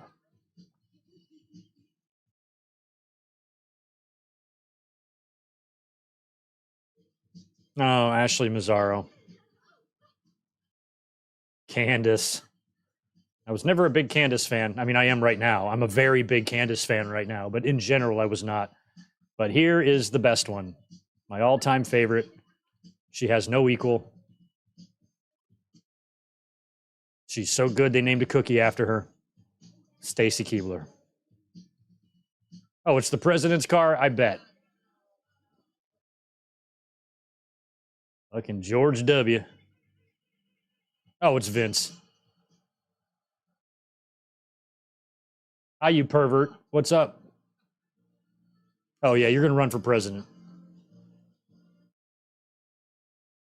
You're only slightly less dumb than that 45th one we had. McMahon for president. Give me a break. Vince, you're such a prick. Yes, rest in peace, Ashley. Oh, Undertaker and Orton is up next.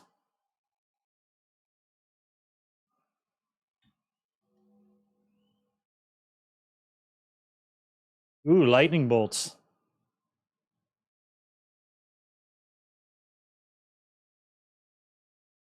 I don't like Orange Cassidy because it's not real wrestling. I'm like, well, sorry, he doesn't shoot lightning bolts out of his hands. Sorry.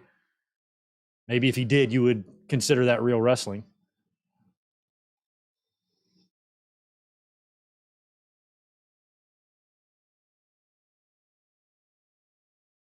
WrestleMania 21 rematch.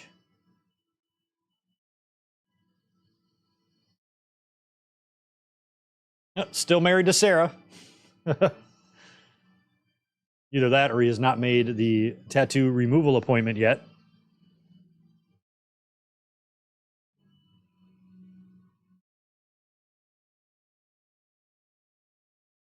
He's like, Michelle doesn't have one single letter in common with Sarah. I can't even turn it into her name. They share no letters. That's unfortunate.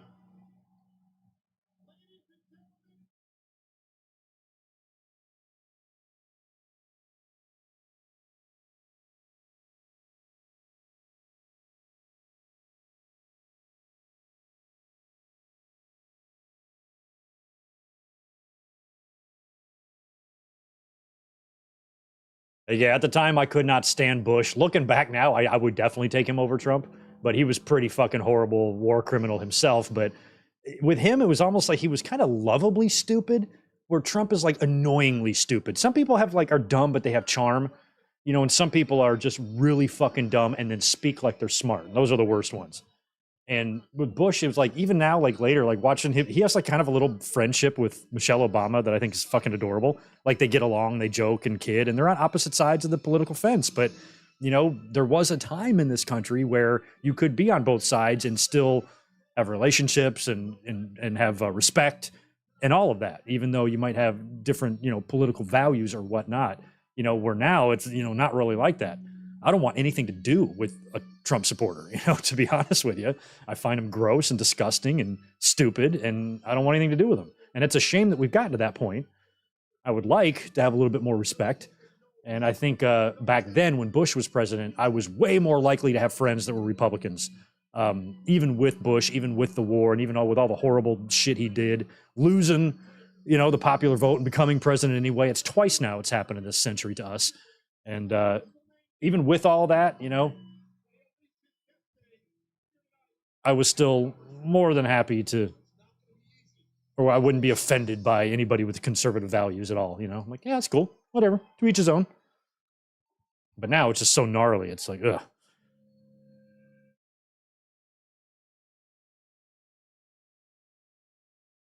It's like I've always pretty much remained the same in my thoughts, beliefs, views, pretty level-headed, you know, where it just seemed like on the other side it's just super extreme. I'm like, can we all just be normal? All right, Randy, big match. Look how young he is. So he won the title the previous year, and he was the youngest ever. I think he'd be like 25 here, right? Christ, man.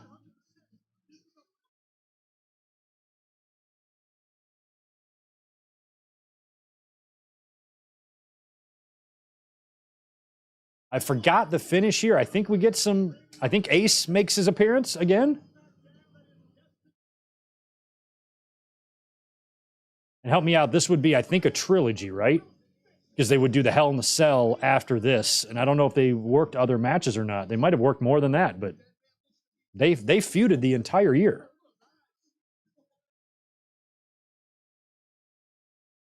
Orton just got drafted to SmackDown?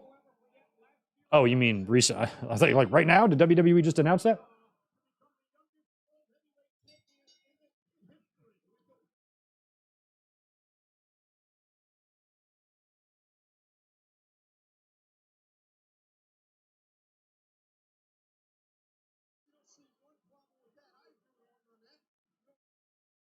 You know, you can be lovably stupid, and you can also there's also ways to be like lovably pompous. Like one of my favorite sitcoms ever, Frasier. You know, he's like a kind of an arrogant, kind of elite type of asshole, but he's also relatable and lovable in a lot of ways. You know, and so you can have bad traits and balance it out with lovable characteristics. And unfortunately, the orange tinted toddler has none of those balancing characteristics. It's just all shit. Got no redeeming qualities whatsoever. Look at Brian Hebner still rocking the back streets back. All right. One of my favorite movie endings is This Is the End, where they had to go to heaven and the Backstreet Boys perform. That's phenomenal.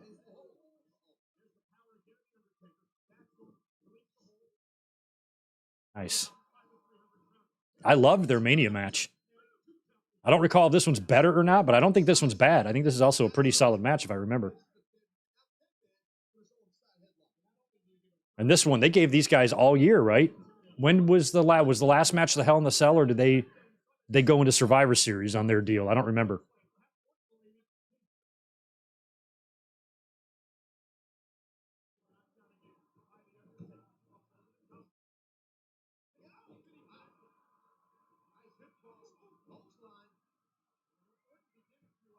Oof. Oh my God. Kurt Angle did an interview recently where he said he wanted to work with Undertaker at WrestleMania 22. And they did it at No Way Out instead, because I think Vince didn't want either guy to lose to each other. He didn't want to break the streak. Didn't want to beat Kurt either. So I guess that's why we had some of those Manias where Undertaker would just work with somebody random, like Mark Henry, just to get him a win. I didn't like that. I think Angle and Taker would have been fun.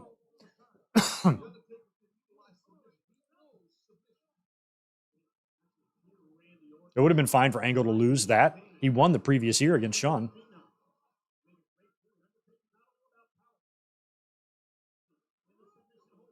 It was WWE 24/7.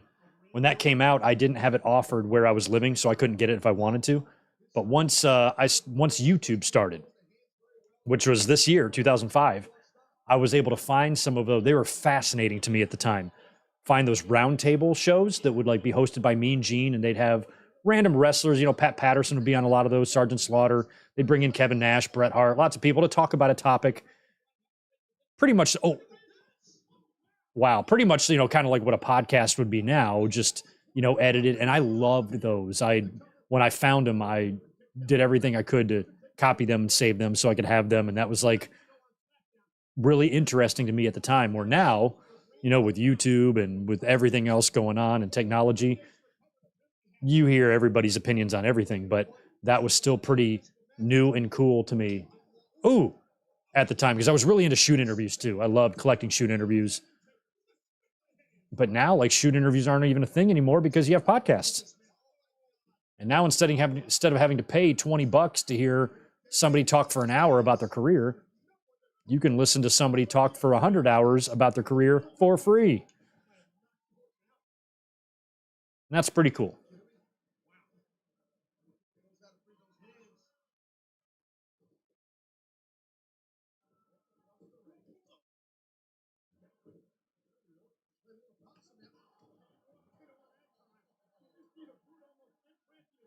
Jesus.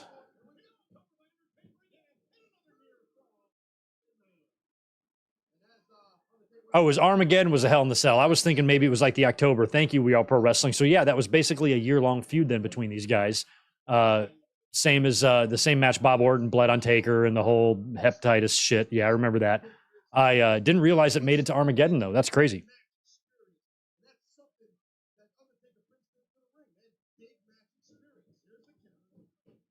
Oh, weird. Taker was way ahead of himself on that.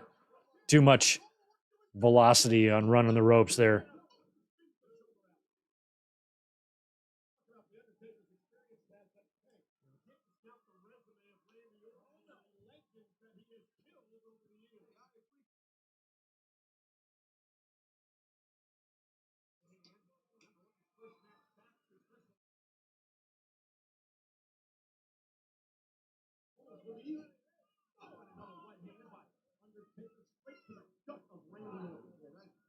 Oh, Taker returned. Okay, does he take some time off or something? I didn't know that.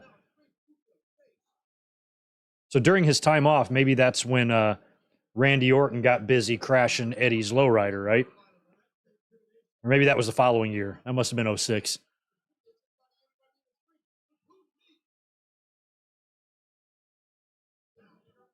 When he said Eddie was in hell or whatever. Oh my God.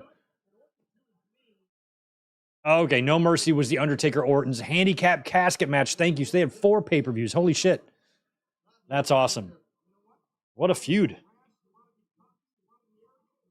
I definitely did not appreciate it at the time, for sure. But I kind of do now. Because in 05, I was starting to get checked out. I was just like, I don't like any of this. I miss the old days, but I can appreciate pay-per-views like this and how strong they were a lot better now than I could back then. Because when you're coming off the Attitude Era, when you're coming off Austin, Rock, and DX and all that great shit, it was hard to get used to this new WWE and all these new wrestlers. Yeah, Undertaker was there, but Randy Orton and John Cena and all these Batistas, they were all new, and they weren't clicking with me. None of them were. Orton was a little bit. But at the time, and I was pretty much about Undertaker, Angle, Shawn, Triple H. Those are the ones I like the most in the company. Benoit, Eddie, Jericho, RVD, Kane. Oh my God.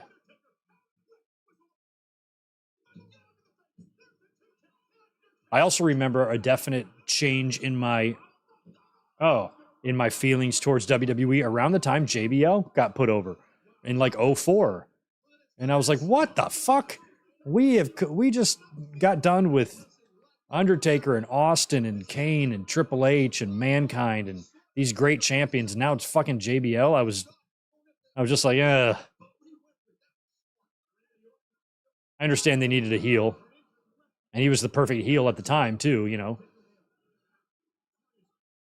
considering, the political situation in the company and all of that, or in the country. And him coming out there with a George Bush vibe.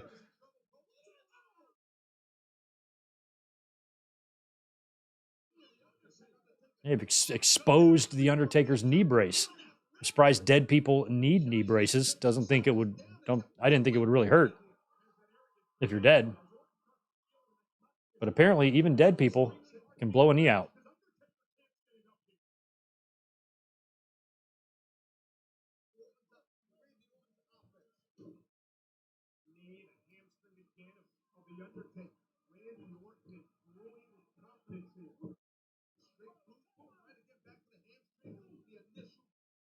What if Undertaker and Kurt Angle switched ring gear? I think that would look pretty interesting.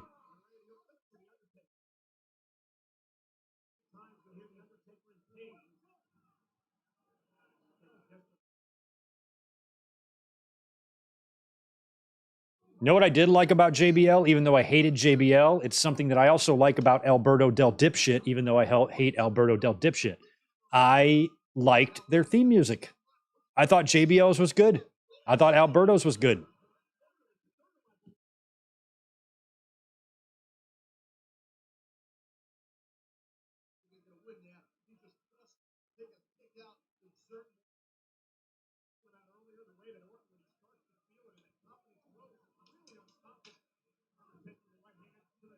Who did you guys tell me called him that? Because I always called Alberto Del Fuckface. And then last week somebody was like, so and so calls him Alberto Del Dipshit. I can't remember who. But I kind of like the way that sounds better. I was used to Alberto Del Fuckface, but Dipshit rolls off the tongue a little better.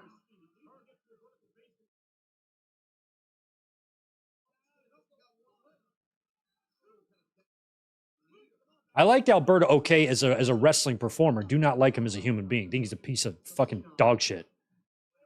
Fuck him. Yeah, as a wrestler and a character, he had a good look. He was good in the ring.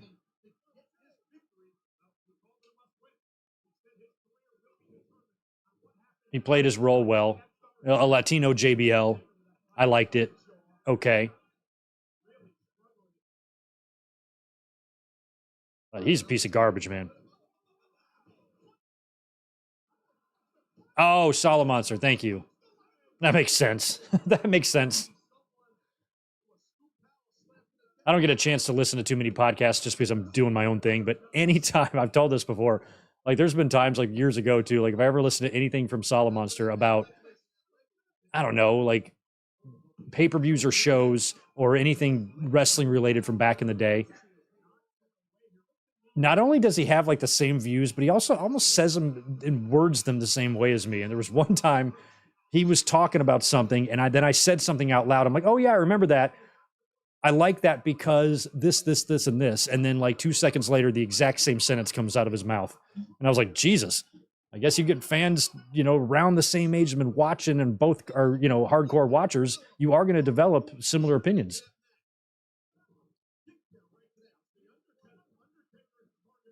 Especially when you watch wrestling as long as all of us have. Jesus, man.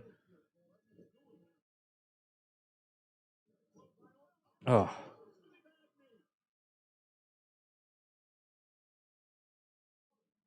Going hard. Yeah, going hard on that knee. Smart 25-year-old heel.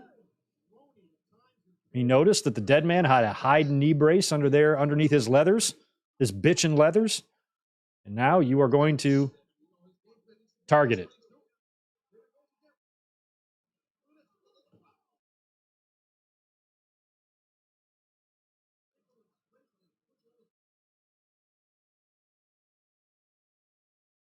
I feel like Money in the Bank was 2 days ago, but it wasn't. It was yesterday. It was during the day.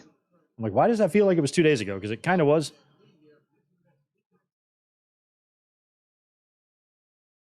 AJ, smart girl. Girl came up to me one time, noticed my wrestling shirt, and said she liked everybody but JBL. I had a fun experience in the car today. I was driving down. I drive down to work. I just had to stop in there, drop something off, pick something up, and I was like, I'll cruise down to the coast and go to work. And I'm getting up. There's a lot of traffic coming in there because the fair is going on right now here in town. And I get up to like a stop sign, and there's a car full of girls in the next lane, and they want to get over. They want to get in front of me to make the turning lane. And she rolls down her window. She goes, "Can I get in front of you?" And the friend in the back seat goes, "You should do it. She's cute." So I let them go because she was cute. So I said, "Go ahead." And they're like, "Thank you." It was just so funny. The one girl rolls down the window and screams out, "You should do it. She's cute." She was, but she was way too young for me. So I let the car full of girls go. They made their left turn. Everybody was happy and went on with their day. But I laughed so hard. I'm like, go ahead, kiddo.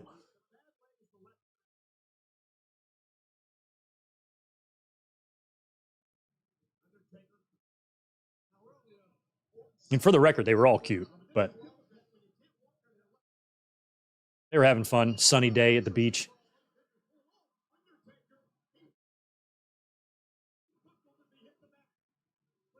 I like to live vicariously through young people, see them having so much fun. I'm going to try to be a young person this week when I go back east and visit my friends.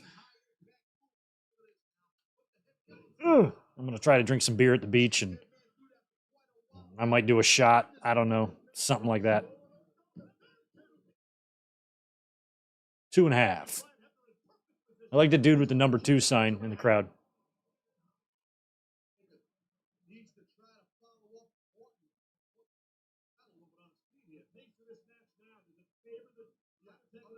Hey, help me out. Who that casket match y'all were talking about? I'm assuming Undertaker wins that? Or no, they must. If Undertaker took some time off and didn't return until the Armageddon match, I bet the Ortons won that. Oh, nice drop kick. God, Orton was so good at that. Yeah, I'm assuming that the Ortons must win that casket match, right? That's my guess, but I could be wrong. Tatanani, who is JD? Judgment Day, man. They're the best thing going on Raw. Things are about to get more interesting tomorrow. Oh.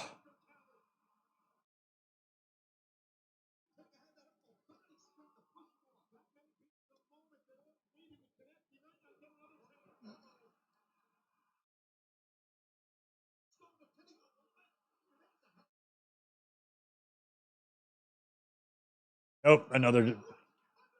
This is like when Undertaker fought Brian Lee 9 years ago. No, 11 years ago. Excuse me. Oh, nice backbreaker. Or neck breaker. Should be called a knack breaker because I think it breaks your neck and your back. Or a Beck breaker. That would be good. I'm a loser, baby. So why don't you kill me? I love Beck. They should have Beck do some WWE intro themes. Give me Beck any day over Remedy or whatever.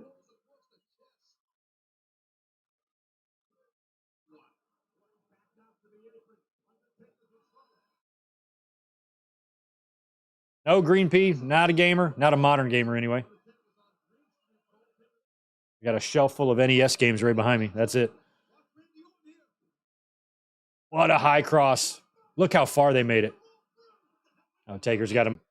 You cut away. Security swarms him. You don't talk to him. Hey, buddy, what you doing in the ring here? You want to get out of the ring? You should get out of the ring. No, you fucking tackle his ass. Camera moves away. Announcers play it off.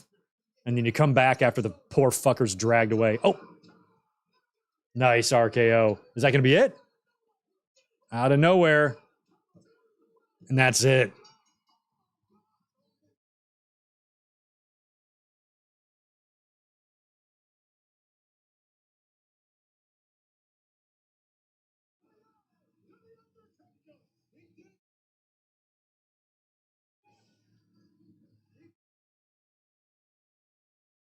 Nice, right on, Chris.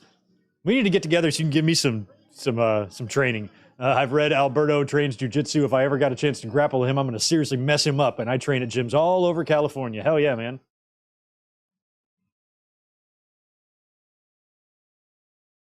I'm way out of the loop on my training. Like about 20 years ago, I knew a guy who was fucking legit.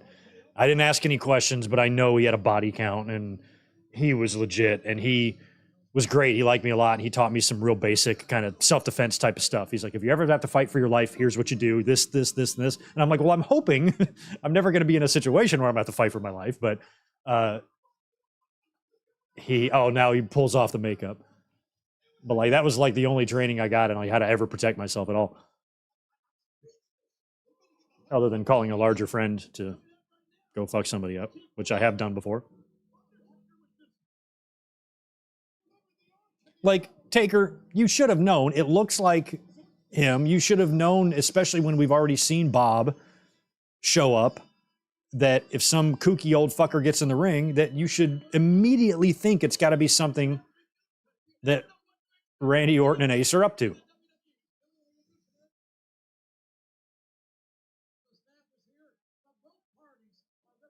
Both parties are represented. It's a party. Good for them. You guys aren't even in an election year. In 2004, but that's the only popular vote the Republicans have won in 34 years was when Bush beat John Kerry pretty handily. And this is the last time Republicans have won anything. I'm like, America has spoken. I'm like, yeah, they spoke for the Democrats every time, every fucking time. Except for 2004. You'd have to go all the way back to 1988 to find the last time a Republican president won a popular vote, and that would have been George Bush Sr.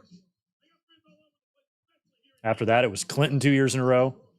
Then in 2000, Gore won, but he didn't win the presidency. And then 2 years of Obama, and then Hillary won, but didn't win the presidency. And then Biden. All right, SummerSlam, WWE title. What an interesting graphic. They stopped kind of around this time doing the motion graphics. Like, this looks pretty low budget. I could create a better looking graphic than that. My shit will be all glossy and HD. There's her. Not. I love Jericho's reaction here. And from what I can remember, like, this is one of the last times John Cena ever got a babyface reaction like this. Like, because I think by the end of here, 2005, they'd turned on him. But the ovation he got here was pretty crazy.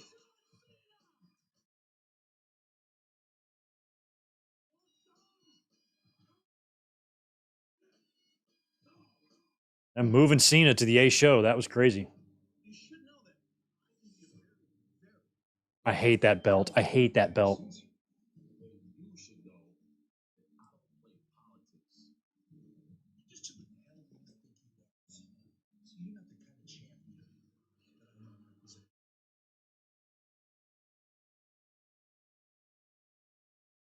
Ugh.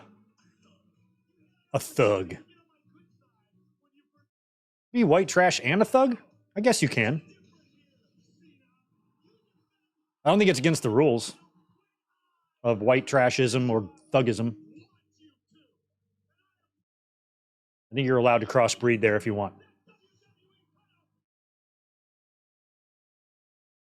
I'm kind of both. I'm also 46% gangsta.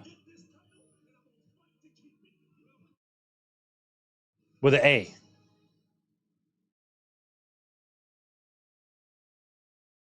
And if I had a brother and we were the Morgan boys, boys would be with a Z because it's edgy. And people take Z's seriously. Morgan boys.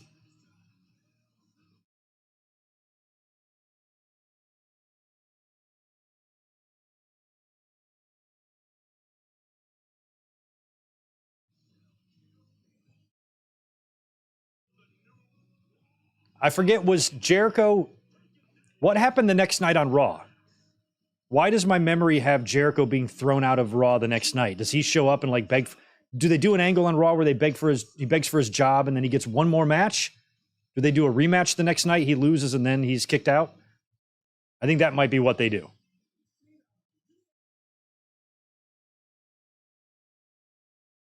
So maybe the whole retirement stipulation isn't here yet. It doesn't happen until the next night. So he loses, he gets mad. And then Bischoff says, one more match or you're fired. Do I have that right? Is that how it goes down? Jericho with the short hair, I also did not like.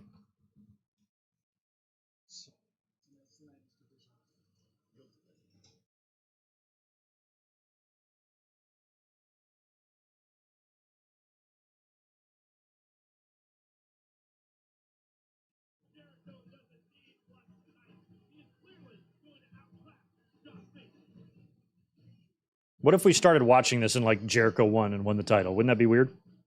Like, I think we're in a different universe.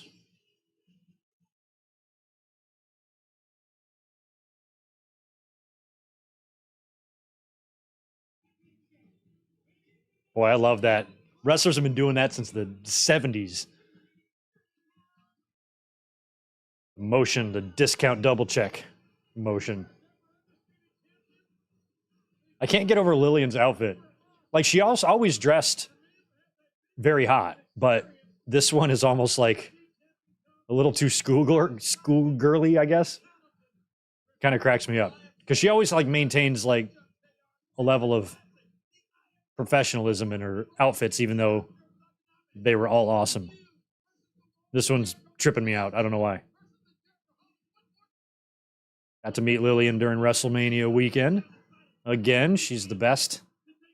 I've seen her called as many or announce as many matches as Howard Finkel. Like it was her and Howard. They were like the only ones, and a little bit of Chimmel sprinkled through, but a hell of a lot of Lillian and a lot of Howard. I miss the Fink.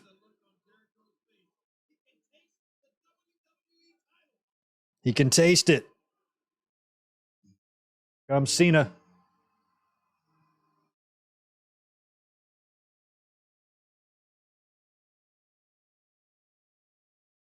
Chain Gang Soldier. Is there East Newbury, Massachusetts?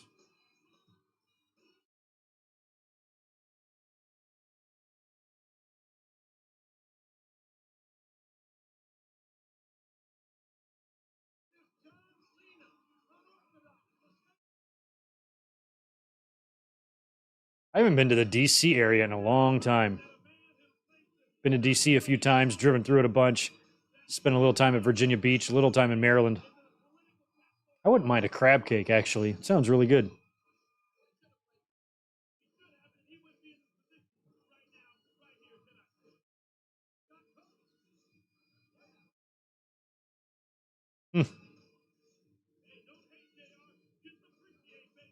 Don't hate, JR. Just appreciate.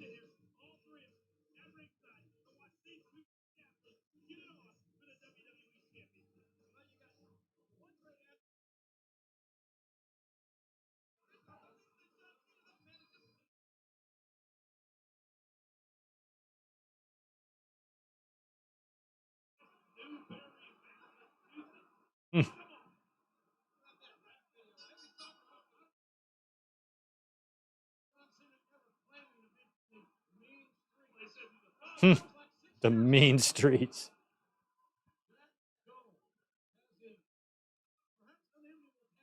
Did JR just say that was 6 years ago? Like, no, it was 3, JR. Cena just got there.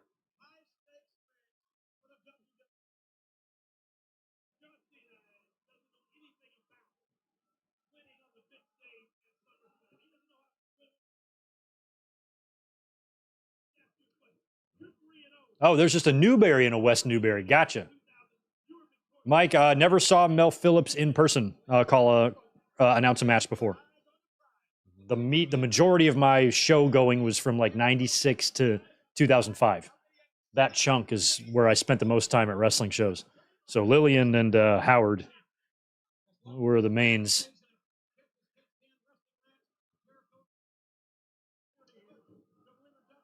Paulie, I do like the Guns. The Ass Boys are fantastic. I wasn't sure about them at first, but they're excellent. They remind me, they're going to get over for the same reasons that Menard and Parker get over, because they're entertaining.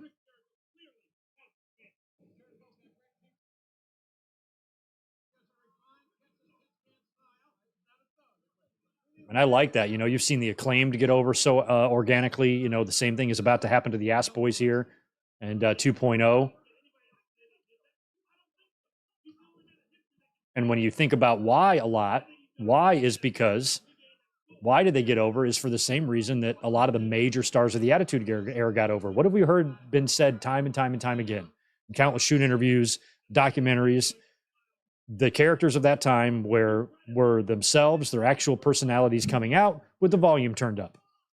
And a lot of the acts that have gotten organically over in AEW have gotten over for that very reason. They are using that formula. Where WWE does not use that formula. They try to force things, and when something does get organically over, like LA Knight, they don't pull the trigger. So there's some things that WWE does a lot better than AEW, and there's some things that AEW does a lot better than WWE. Which generally will be the case when you have two competing wrestling companies. WCW and WWE had the same relationship. Zane G, 10 more from you, my friend. I heard the Triple H thrown off by the comment Cena made about WrestleMania being in the UK, so I'm guessing Cena went off script. A rumor killer? I didn't see that today. I haven't read much wrestling news, Zane, so I don't know. That was surprising. unless WWE really actually has plans for that. But we've heard nothing about WWE and WrestleMania being in London. We've heard about some other cities. We've heard about Minneapolis and other possibilities being in the mix. Orlando, I think, has come back up again as a potential bidder. I think that might be the front runner, maybe for 41 or something. So it feels like even if they made London, we're talking like 42 or 43 is by the time they would get there. So yeah, Cena might have just decided to say that and kind of forgot that he's going to be in London and there's going to be a pretty massive reaction to that. But I don't know.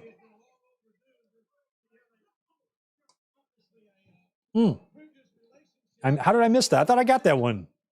Oh, no, I didn't. What's up? There you go. I thought I got the jiu-jitsu one. Yeah, thanks, Chris. Now you can set up a time to train me. Yeah, we definitely need to plan a weekend to get a drink. I'll send you my number via Twitter. My only body count is the one I don't tell my girlfriend about. That's true. My favorite is what's that comedian? That one-liner comedian, Mitch Hedberg. He goes, I don't have a girlfriend. I just have a girl who would be really mad if she heard me say that. Hilarious. Rest in peace, Mitch Hedberg.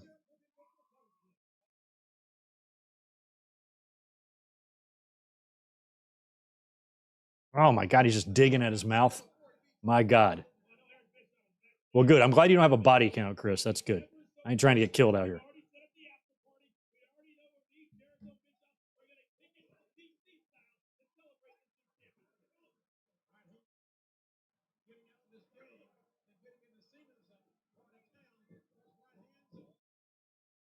Oh, Cena to the floor, to the flow. Yeah, Ray, Houston needs another Mania, huh? They did have a Rumble there, right?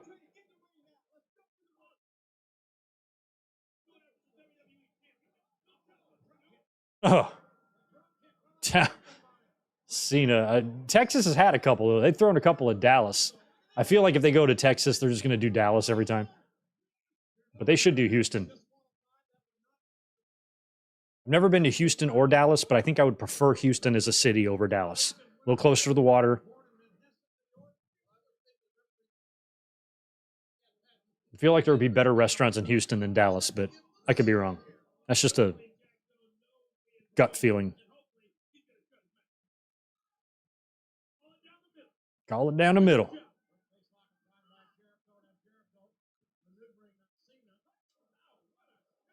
Damn.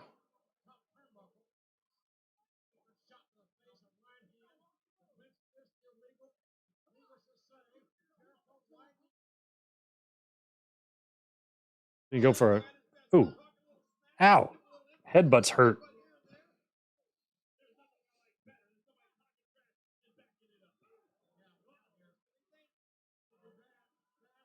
Hmm.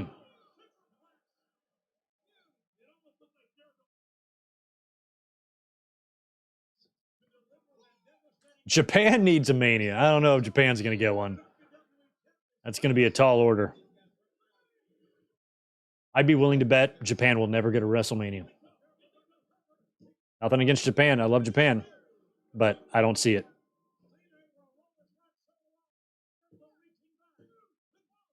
Kansas City needs a Mania. I don't know, man. Where the Chiefs play, I feel like a tornado will hit right in the middle of the fucking show. I don't know about Kansas City either.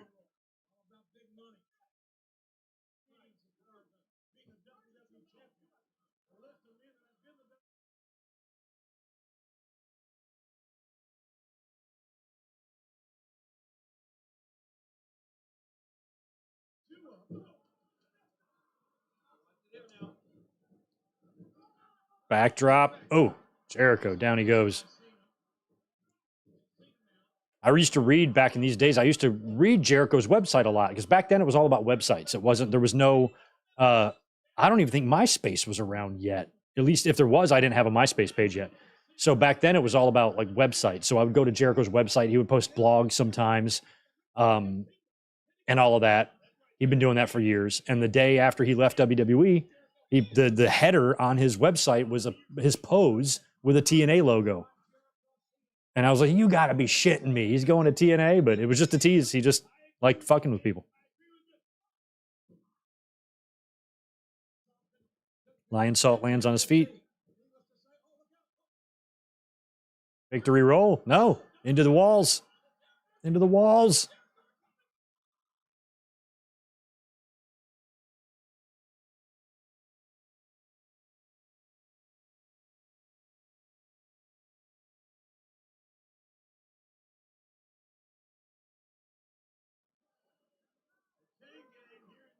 Yeah, Vegas. Vegas is another one. Allegiant Stadium. I was there for SummerSlam.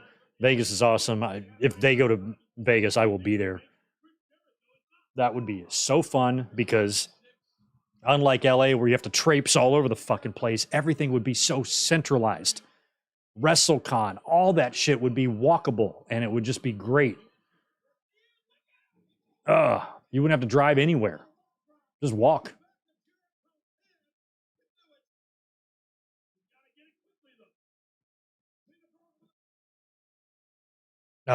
Jericho with the foot on the rope. Great ring awareness.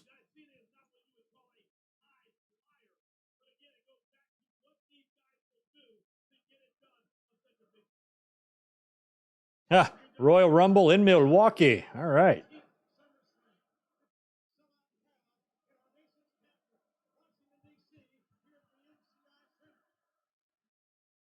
Whenever I think of Milwaukee, I always think of Laverne and Shirley and Mork and Mindy and Happy Days and shit.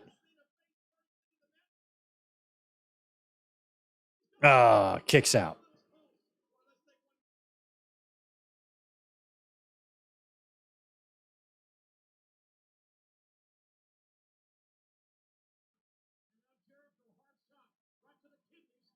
I don't think Lambeau Field's ever going to get a show.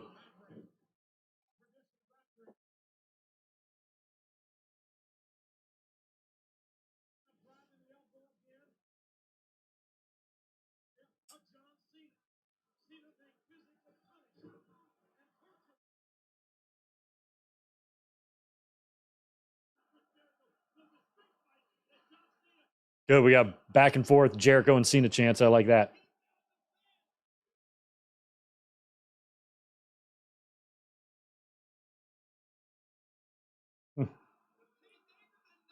There's 9,000 chain gangers and 9,000 Jerichoholics. I love that. I love that the fans care.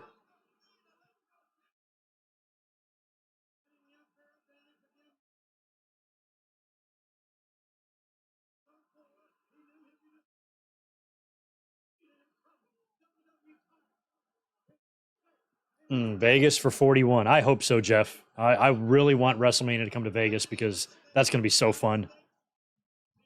So fun.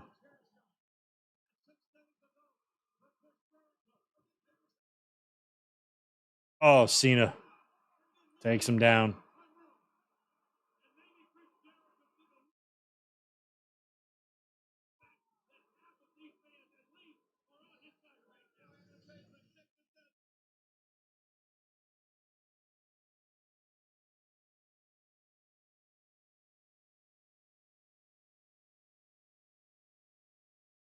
Yeah, I want Minneapolis to get one just to get one because it would be cool. Fans up there got that, but Minneapolis is just not a destination, you know? Vegas is fun. Florida can be fun. California and LA is fun. What the fuck are you going to do in Minneapolis? Go see Kirby Puckett's house?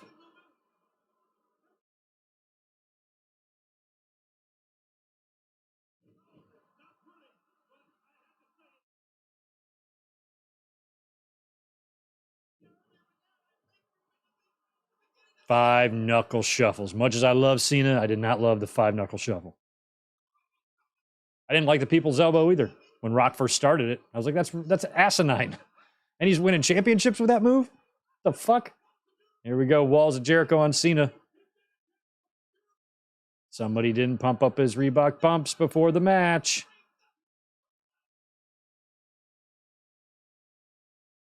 Ring it, Jericho or Lawler. What an asshole.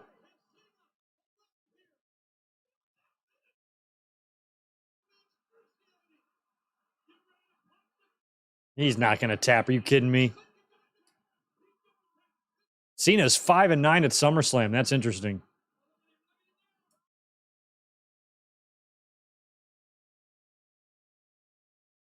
Yeah. Fargo's a great movie, Paulie. I think Fargo and Argo are the two best movies with Argo in the title.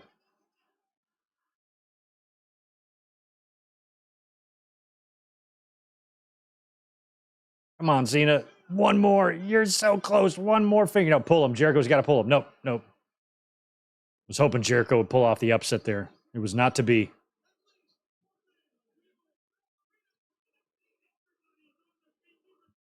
You know what happens if it snows in Philly during Mania? Hopefully it won't.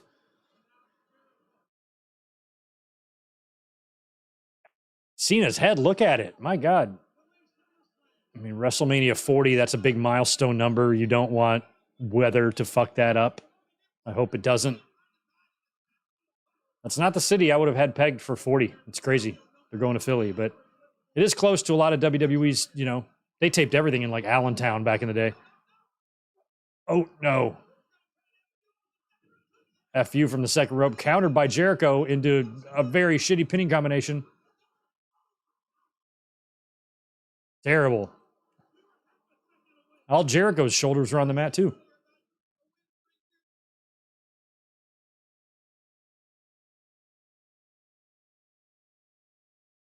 Yeah, rain will definitely be a concern, but it was a concern in New York, so that's the risk they're willing to take. It hit them pretty hard in Tampa that year. Oh, man.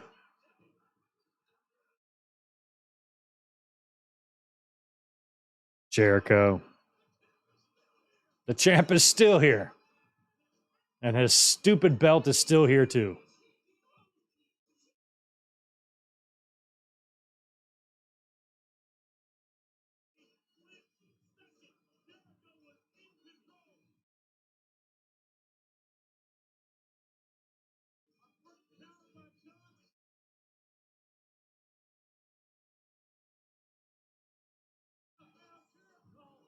He was calling it the AA by this point, right? We got some nice sunlight coming in. I like that. Might be hard to see outside. Yeah, you can't see. There's a nice sun over the houses back there.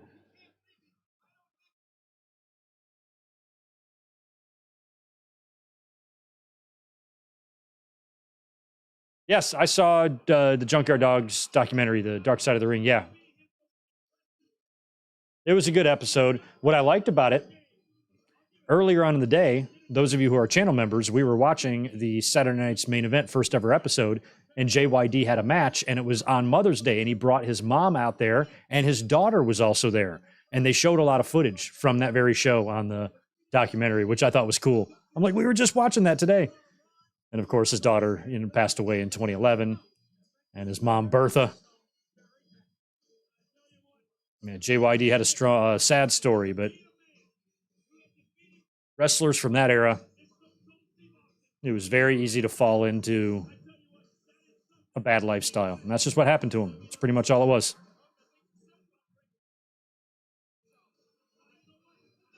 He's probably one of the least controversial dark sides because his whole entire, career was about the substance abuse, and that's what did him in. Where so many other guys had so much other shit, all the stuff that Sheik went through, and Magnum TA and Benoit and Bruiser Brody, and just these crazy stories. Him, it was just drugs. That's all it was. And he wasn't a shithead like Matt Bourne was. Everybody still loved JYD. He was a great guy even during his problems. He was never abusive or violent or anything like that. He was a tremendous dude. Oh, I forgot about this match. Batista and Jubal. Batista and Jubal. Great. After that, I guess it's HBK and the football-skinned legend.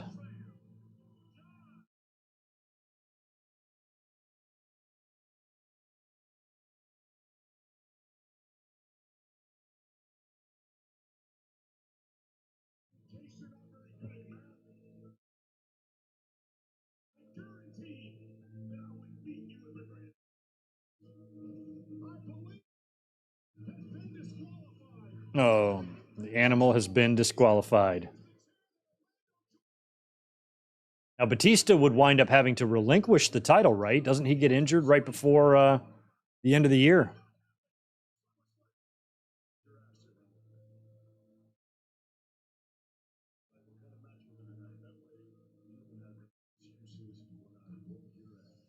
Mm-hmm.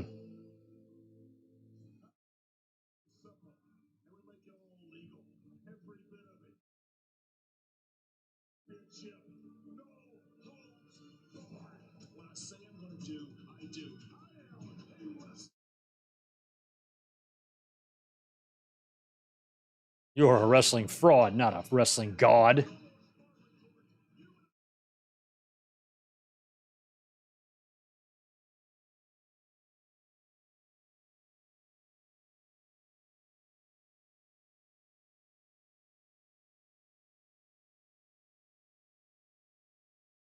Yeah, JBL had a good theme. Dun, dun, dun, dun. I don't know why I liked it. Just thought it fit him. There's the horns on the thing.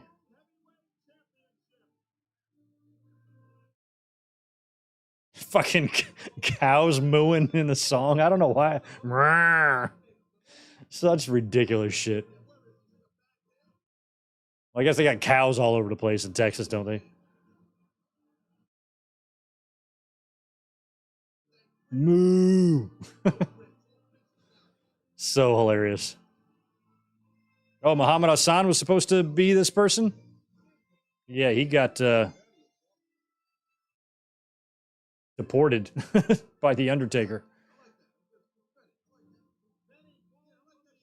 Mike, what are they going to do with LA Knight? Well, in the immediate future, I think it's going to be a Logan Paul match at SummerSlam. After that, it's up to them.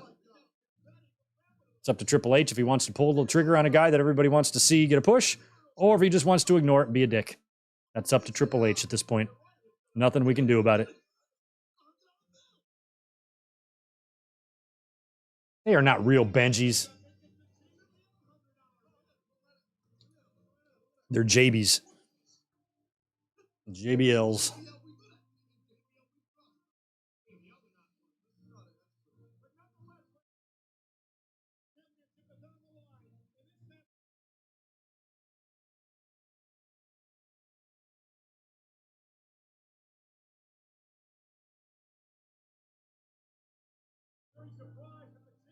I don't know what the long-term plan would have been for JBL, or I'm sorry, Batista at WrestleMania 22. Hell, he might have dropped the belt at the Rumble or something. We don't even know, but might have been Batista and Eddie or something. I don't know. I don't know what they were going to do. What did JBL do at WrestleMania 22, now that I think about it?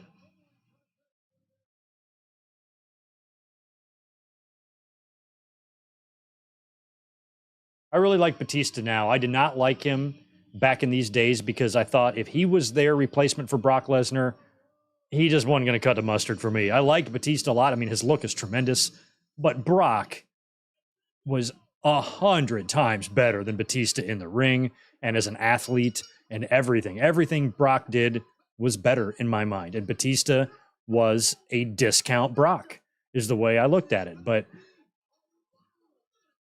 as the years go on and I've looked back at his career now and watched some of his matches, you know, with Undertaker and stuff, and he reminded me a lot like Hogan, where he had these instances, kind of like when Hogan went to Japan sometimes, where he could just turn it on when he wanted to and be like a completely different wrestler than what I had in my mind for him. And I like that about Batista, that he could get down when he had to get down. But Brock just has no equal. I think my problem with not accepting Batista is I couldn't stop comparing him to Brock. And I really maybe shouldn't have done that, but he was clearly the replacement, you know? Brock left and they inserted Batista as their world champion monster.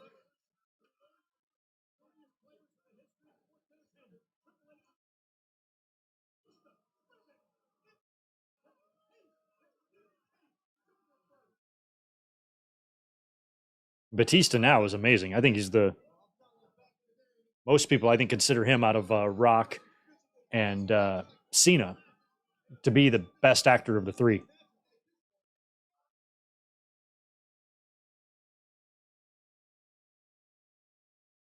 Yeah, Batista definitely has the look. And he definitely, I wouldn't call him like bad in the ring at all. It was just like we were spoiled. You know, Brock Lesnar was able to give us something that we didn't even think was possible from a person that size. So I think that's was part of my problem. Admittedly, it's my fault for unfairly comparing Batista to Brock when it's not Batista's fault. He can't be as good as Brock. Who the hell can? Oh, spear through the barricade. Oh, I've never seen the barricade go backwards like that. Usually they spear it on the side of the ring through to the audience, but I guess what you could say is Batista and JBL go both ways. Oh, JBL, ew. JBL beat Benoit for the title at WrestleMania 22 for the US. That sucks.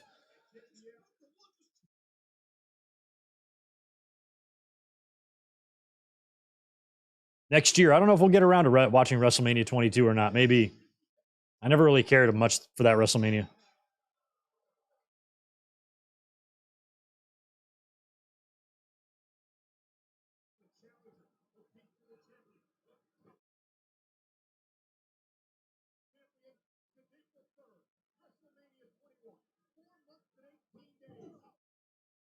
Four months and 18 days for Batista.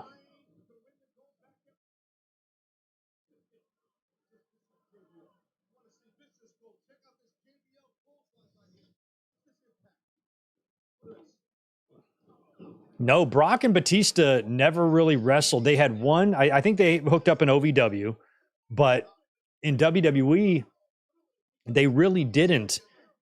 And they came close like in 2014. There was a segment on Raw where Batista and Brock were both in the ring together. And I was like, we might actually get this match, and we never got it. So yeah, we never really got it. But that match can only go one way. If that match happens, Brock has to win. Well, I mean, it's not going to happen now. Batista's retired, but if it ever did, even then, I'd put Brock over. Brock's better.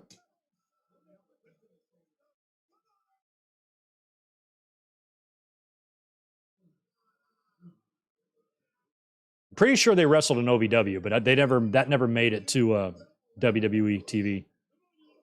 And they were on opposite brands too. Brock was on SmackDown. Batista was doing the Evolution shit on Raw. Or I guess for a while he was on SmackDown with him. He was the Deacon, right? He was with Brock then, but he's choking him out with a. Oh, I kind of forgot this is no holds barred.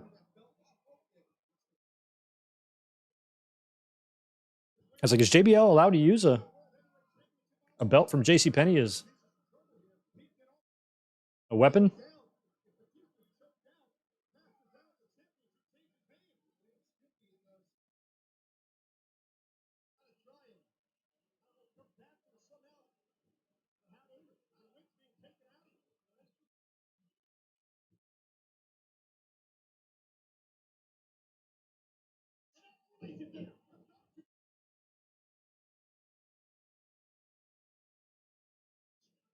Head and shoulders there, but Batista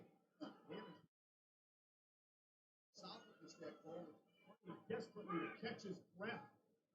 You know, it's happening when you get hit the throat. Sometimes you can't breathe. You feel your whole throat just can't. Wait a minute.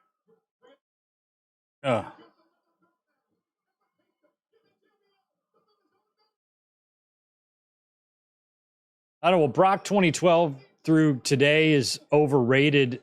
I don't know. Brock doesn't have a reason and does not need to work like he did in the early 2000s. Part of the reason why he's been able to have the longevity at 45 and still look like a badass is because these last 10 years, he's just been a German suplex machine with a few occasional crazy matches, like the match he had at SummerSlam with Roman last year. It was fucking nuts, man. And some of the matches he has done and he can still do. But for the most part, if he doesn't have to kill himself, he's not gonna.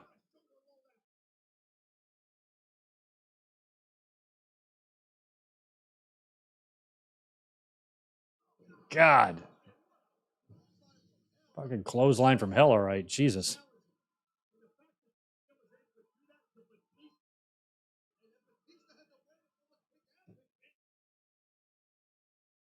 He's got the steps, tearing up the steps. Those look like freshly made WWE steps. Look how big they are. Why are they so big? Is it just me or are they shaped differently? Usually they're shorter and taller.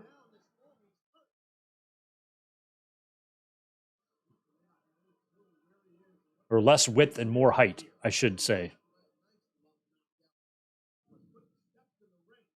Some people are afraid of heights. Not me, I'm afraid of widths.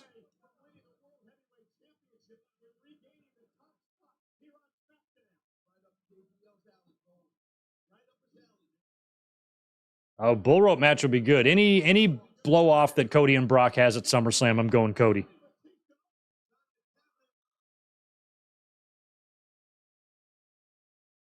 And I kind of expect Brock to attack Cody tomorrow on Raw.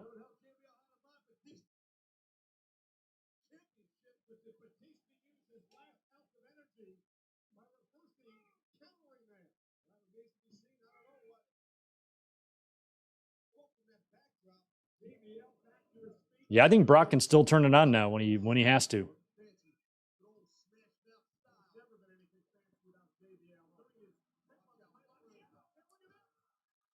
Ooh, wow. I'd be so scared to take a spine buster in the ring with a set of stairs in there. I'd be like, please don't hit the back of my head on there. All right, Batista's going for his signal of his Batista bomb. Another finish that I hated. A sit-down power bomb is just not that devastating looking to me.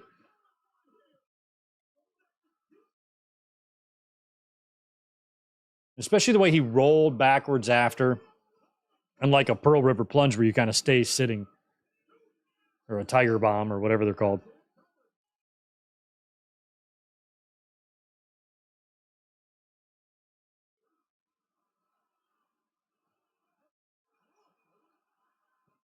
Yeah, I was not a fan of the Batista bomb. Didn't like the move. Didn't like the way it was executed. Didn't look devastating enough to me. Oh, he wants to just hit him on the steps. Yeah, we'll just do whatever you're going to do. End it. We know you win.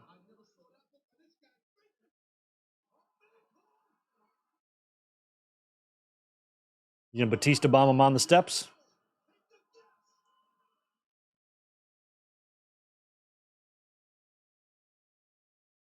There. A normal power bomb looks better than a Batista bomb. Don't fall down with him. Don't sit down with him. 3 count right on the steps. Put JBL down.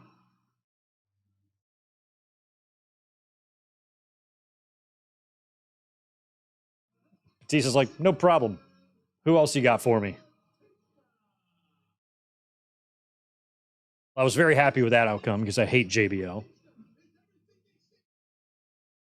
And I like Dave Batista.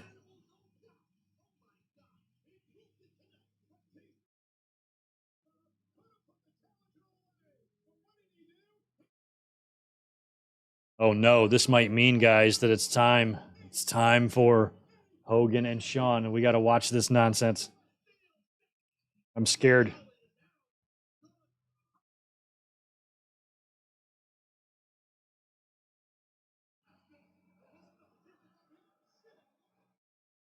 There's the first one.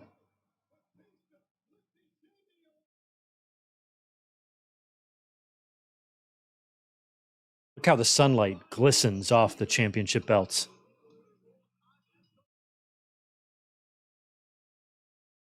Glistens.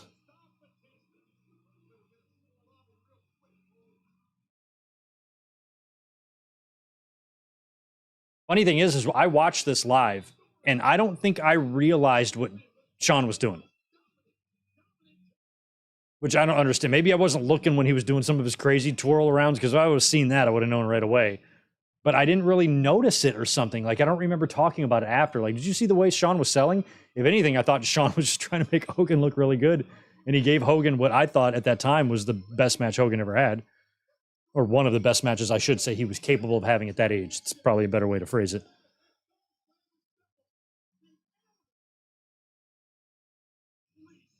But then they had to do it again the next year, and that was even more frustrating.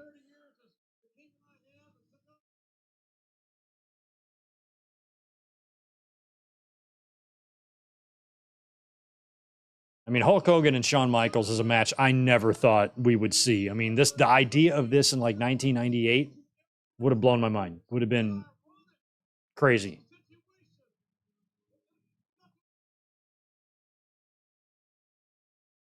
And then they became tag team partners, which was really crazy.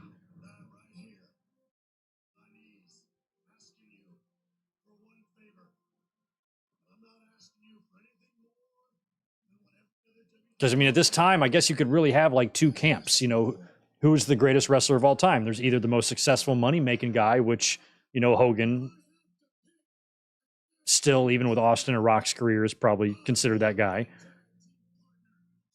And then Shawn, who's like the best worker, you know, athletically, the Michael Jordan of wrestling, you know. So do you go with the ring work or you don't go with the success and the money?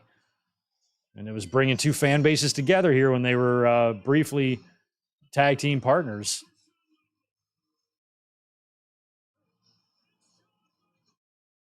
A team. So crazy to see them together.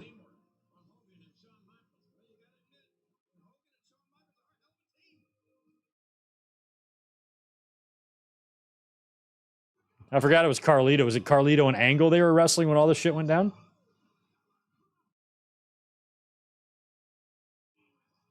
The Dream Team. Shawn and Hogan as a team.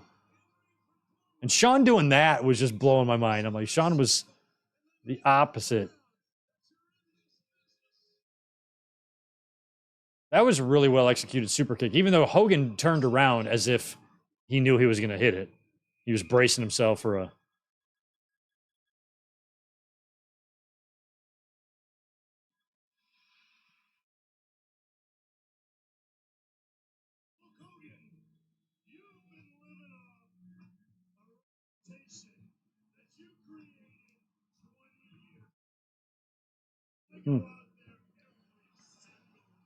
Even back in 2005, Hogan was 20 years into his WWE legendary status. More than that, really. 25.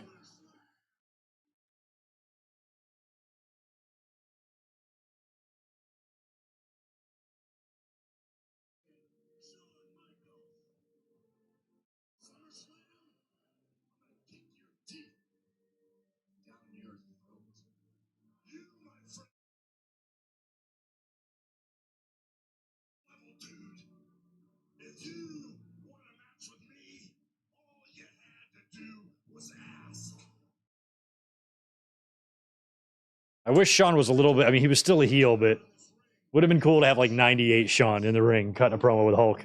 I think Shawn would have just eaten him alive. But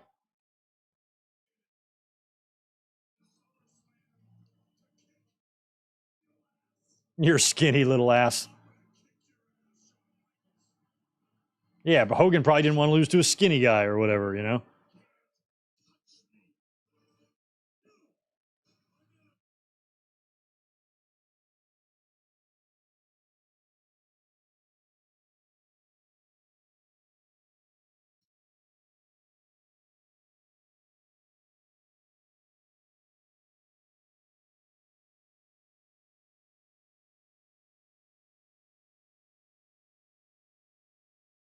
What you gonna do, brother? Hogan and Shawn. I mean, it was eerie to see this match happen, you know, Shawn and Hogan, because I just never thought it could happen. But the story behind it, I think, really ruined. Like, if the original plan would have stayed, I think this whole thing could have been way better than it was. And then the following night on Raw, I think Shawn just comes out and just returns to being a babyface again. It was like they didn't even need to explain it. Like, basically, I went heel because it doesn't work for me, brother made me. You know, like, that's so fucked up. Comes out first, Shawn or Hogan? Shawn, of course.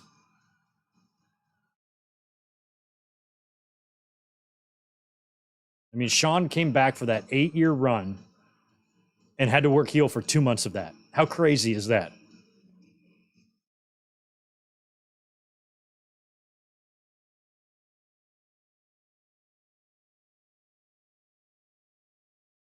He's still 4 years away from having that classic with Taker at WrestleMania.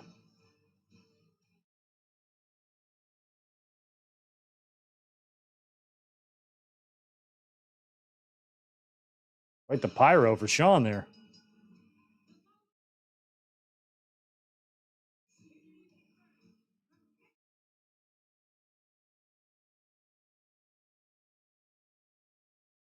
Yeah, Pillman and HBK promo battle. I would like to think Pillman would win that. I know Pillman would win a fight. I know that for damn sure. Even after his accident, he'd still beat the shit out of Sean.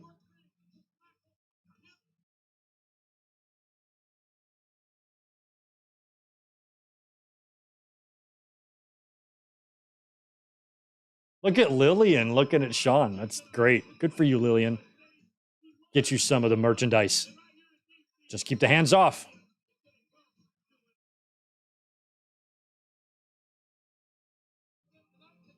Hey, y'all, Joe Collins ain't here in case you're wondering.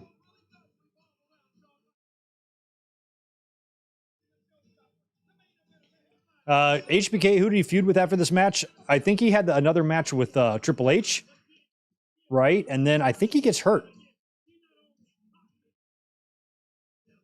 He gets hurt at some point, doesn't he?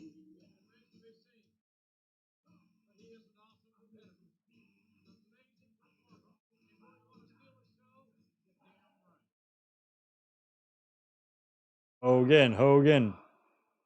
Or maybe it's 04 he gets hurt. I forgot when he got hurt. It's 04, 05, he hurts his knee. Cuts a promo, says he's coming back. He's not done yet. Whenever that happened. I thought it was after this.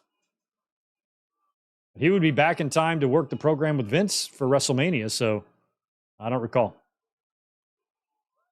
Oh, Masters, that's right. Chris Masters.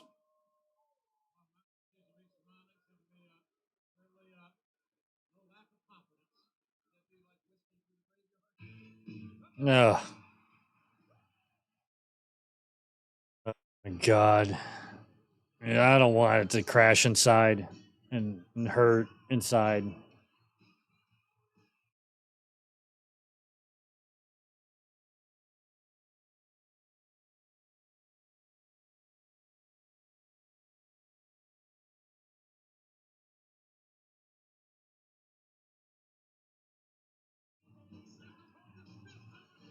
Hmm.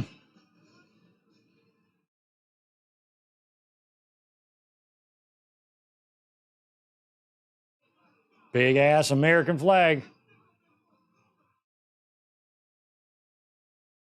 Hmm. It's the largest American flag I've ever seen.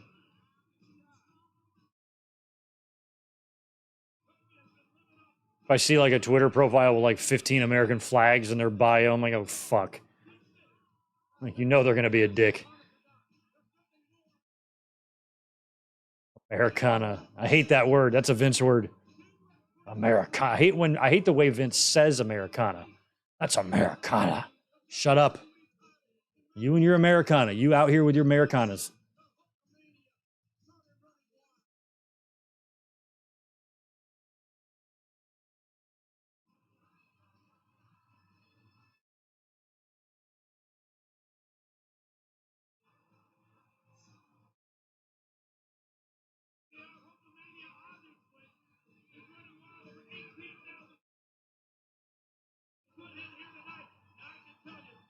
What always drove me nuts about Hogan's return is that Vince allowed him to be this way. Like when he came back in 02 with the NWO, it was like Hogan was all business. It was job after job after job after job, even though they put the title on him.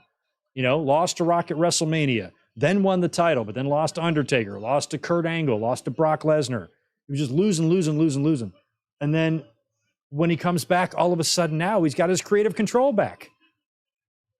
Like, why would Vince give that to him? Why would Vince allow Hogan the ability to change what Vince had planned out or what they had planned out for these two? Like, it's not the same Hogan. It's one thing for Hogan to do that shit in 1990 maybe or something, but you don't need him now. The company's success doesn't hinge on him now. Why are you allowing him to be this way and dictate the outcomes of matches that could affect the legacies of some of the biggest stars you have in your company that have worked really hard to keep the ship sailing after Hogan left? And it just rubbed me the wrong way. Fucking hated it. I guess Sean did too, which is why he's about to no-sell his ass off here.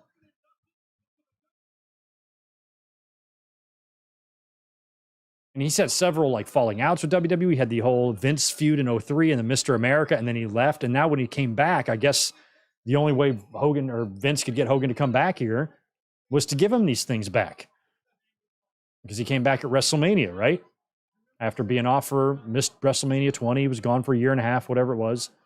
And so I guess that new contract of his was able to get him the creative control that he did not have in that 2002 deal. That's my guess on it. I mean, if this match wasn't bad enough, he comes back the next year and does it to Randy Orton. How does your company benefit from that? It's fucking stupid. The only thing that benefits is Hulk Hogan. It doesn't benefit anybody else. Doesn't benefit Randy Orton, WWE, Vince, the fans, nobody. It only benefits Hulk. And Vince was okay with it. Fucked up. I will never like Hulk Hogan. Don't like his face, his gimmick, his moves, his music, his career. He can suck it. Came back because he got a reality show, brother. Yeah, he wanted to plug all of that. I just wish Vince would have been a little bit more in the driver's seat because it sounds like he gave Hulk Hogan one of them crazy-ass contracts that put WCW under. There's Sean very frustrated by the strength advantage of the Hulkster here.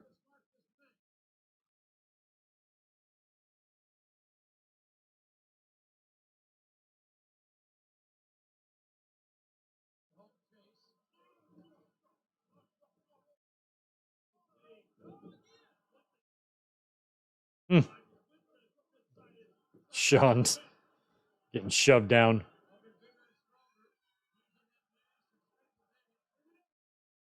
Yeah, I mean, yeah, here Sean looks like he's probably only like $190. Hogan dwarfs him almost.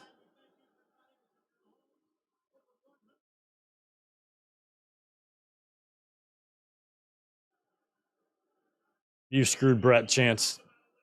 Sean probably had a little bit of fun being a heel there for a brief moment. I consider Sean's heel run during his second WWE stint the same as Rey Mysterio's heel run in WCW. Just doesn't exist in my mind.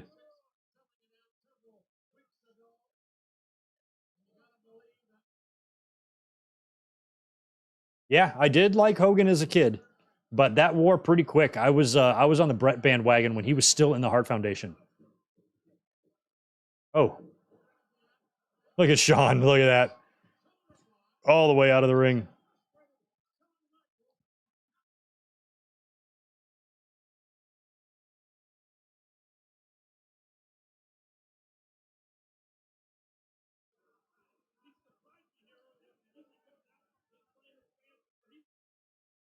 Yeah, Hogan never lost after 03. Yeah, then that match the next year against Rock at No Way Out.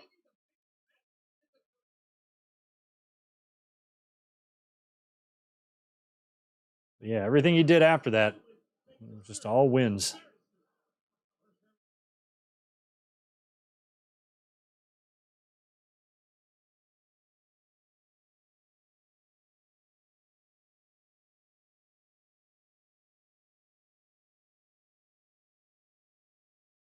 Yeah, I'm wondering like how long it took Hogan to realize how overboard Sean was going.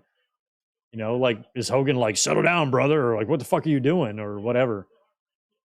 Sean's like, I'm making you look good.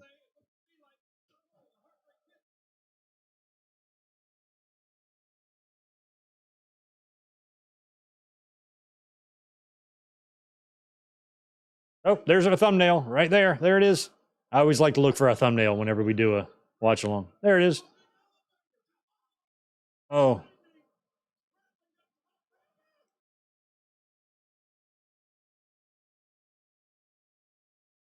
Knockdown.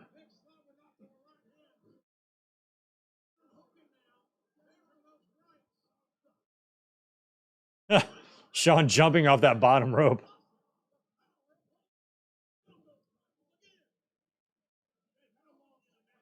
Thumb to the eye. Good move, Sean.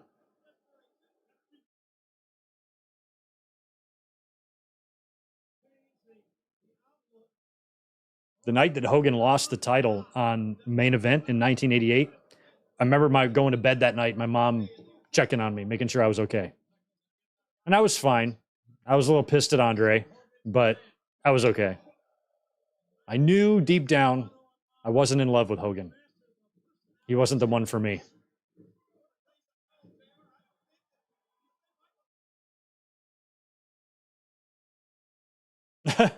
Oh my God. Sean with the extra somersaults is just fucking great. Coachman knows. He's like, Sean has too much energy.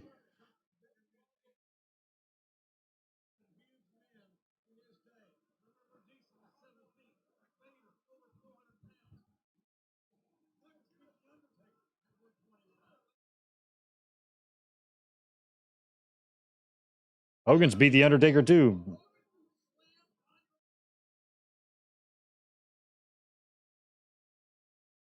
They're throwing out Big John Studd names and shit. Yeah, Hogan and Studd was an interesting feud to me too as a kid. Hogan and Andre and Bundy and Studd, all that stuff was very memorable to me. Ooh, big slingshot.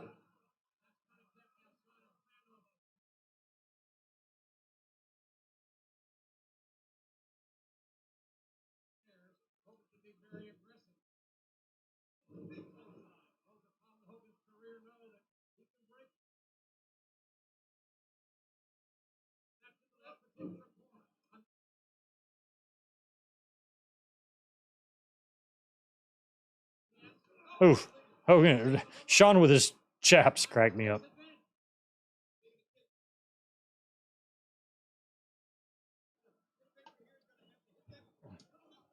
It must have been. That's right. It was. It must have been 2004 that injury was, because I think after that is when he came back with these more looser fit gear. So yeah, he had already had that knee injury. That was probably like the end of 04 that I'm thinking of there.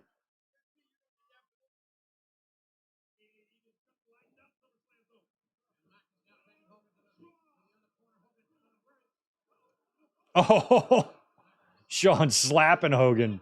He's like, fuck you. Yeah. Oh, slapped him again. Hard too.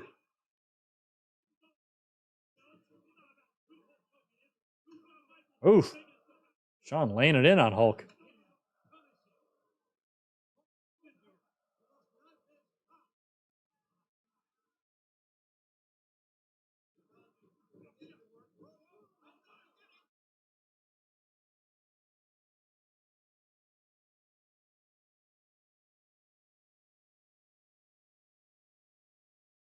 Oh my God.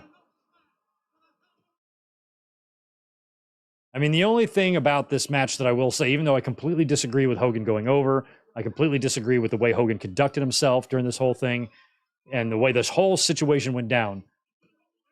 It's really one of the main reasons why I just cannot fucking stand Hulk Hogan. However, just being fair, when it comes to karma, I think Sean might have deserved this a little bit. He was a pain in the ass to deal with. He lost so many titles without having to drop them. You know, there was fear he wouldn't even put over Steve Austin at WrestleMania. He was an asshole. He lost his smile. He was uncooperative. He caused a lot of problems on his own with matches, you know, from time to time. So the fact that this is kind of coming back on him a little, I guess if anybody kind of deserves a little karma, it would be Sean. Ooh. Rodrigo, appreciate the tube, brother. Imagine Brett lose to Hogan that time. I'd be mad. I'd be mad too. What, at this time? Brett wasn't even wrestling, but if they would have done that SummerSlam 93 match and Brett would have lost to him, I would have been very upset. Outraged, in a word. We're going to get a... Okay, this is going to be where Hogan blades, I bet. Sean's going to move, right? Throws, yep, Hogan into the buckle. Now watch him. Nope, he's not blading. Thought for sure that was going to be where he was blading.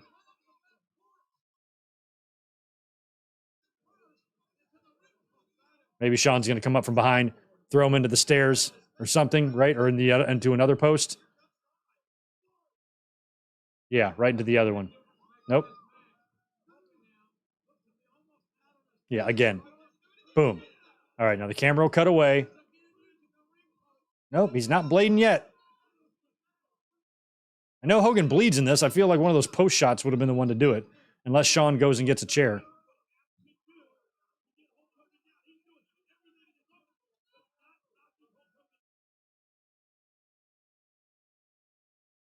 Another, nope.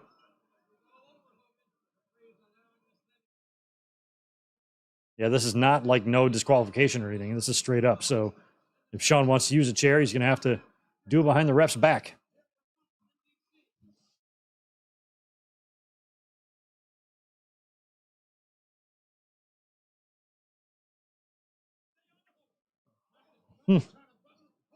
Hogan, yeah, Michaels is really going after to legitimately bust him open.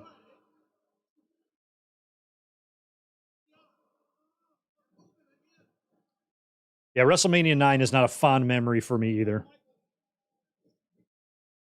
Why we haven't watched that one yet in our watch along. Like, I can only watch Hulk Hogan win matches so many times a year.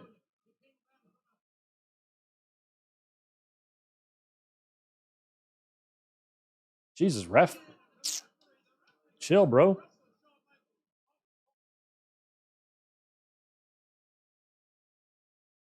Brett buried somebody? He wouldn't do that. Brett is the nicest, most non-bitter guy you'll ever meet. Watch all of his oh, there's the blood. Damn, look at that. That's gnarly. I missed the blade job. He's a bad way, all right. Yeah, I don't believe you, Rodrigo. Brett doesn't talk bad about other people. He loves Goldberg. And he loves Hogan. They're his best friends. Every Christmas, their families spend together. They're best buds. BFFs. Best fucking friends forever, man. Oh, Hogan. Oh, God, you can just see you can see the gaff. He kind of missed a few. Like, it probably skipped over his big leathery wrinkles. No, I just could not. I just couldn't do it. I wouldn't want to do it. When you're pumped full of adrenaline, you don't feel it. But just sitting here thinking of cutting my head with a razor blade, I'm like, no, that would hurt like shit. I'm not doing that.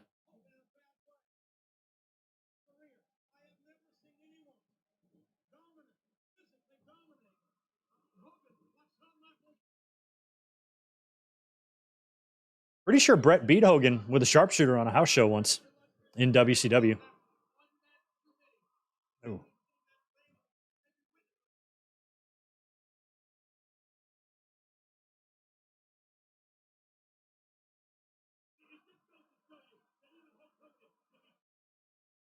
Even Hulk Hogan. Look at all that blood. My God. AJ, all I'm thinking about is you being 6 years old, watching this brutal, bloody battle. I'm glad you grew up well adjusted and capable of coming into a YouTube chat and hanging out, because I don't know if I saw this shit when I was 6, I'd probably be a hooligan. I'd be in jail, running the place, you know. God, that blood is just sick. Hogan's face is just beat purple.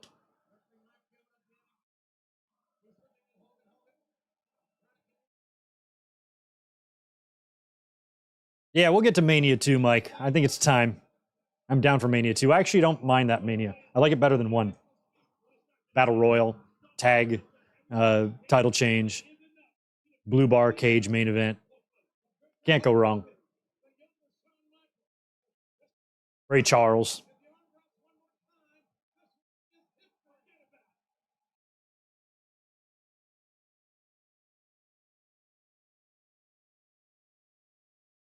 Big belly to black, belly to back to Shawn. God, Hogan's face.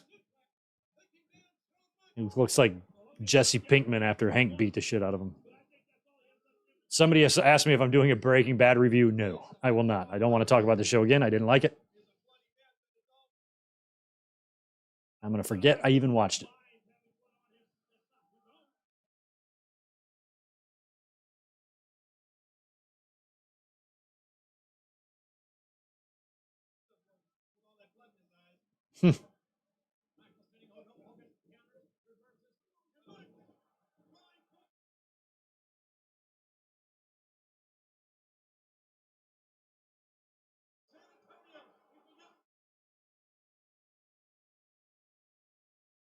Back in the 80s. Way back in the 80s.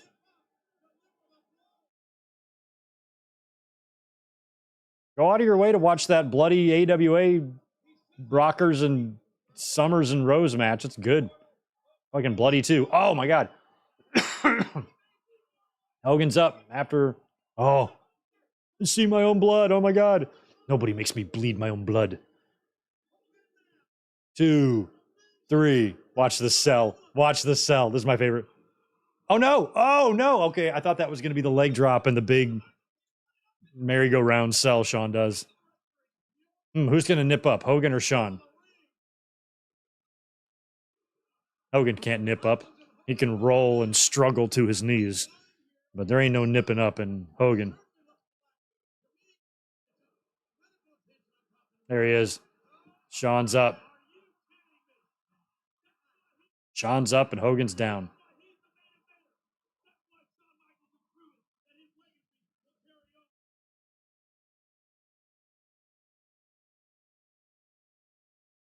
No, not watch Sons of Anarchy. I don't really watch much shows. I don't have time. It's got to be really good for me to give a shit.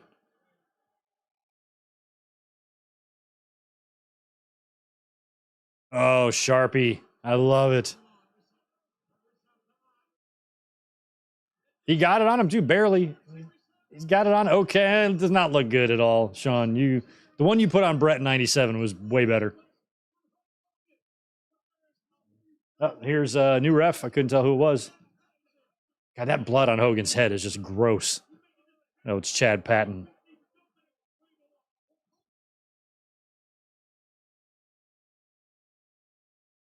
Come on, Hogan. Tap out. Let's enter an alternate parallel universe where you actually lose this fucking match.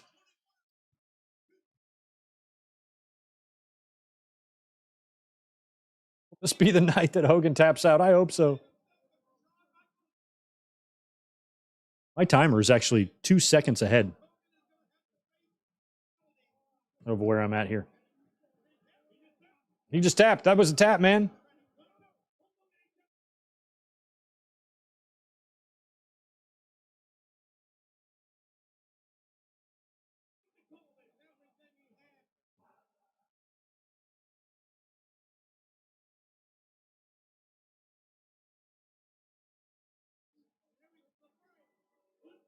Broke it. There we go.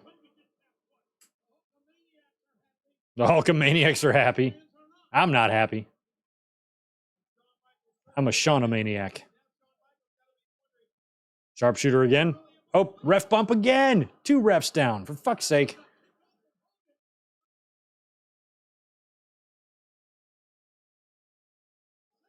Patton and Kyoto, I think, are both down. Yeah, I just adjusted mine now to catch up. I'm good. Or I adjusted my Peacock to catch up to the timer.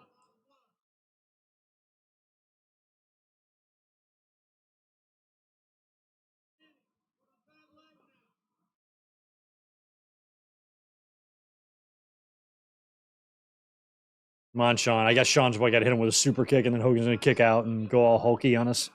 Oh, low blow. Good. No description needed.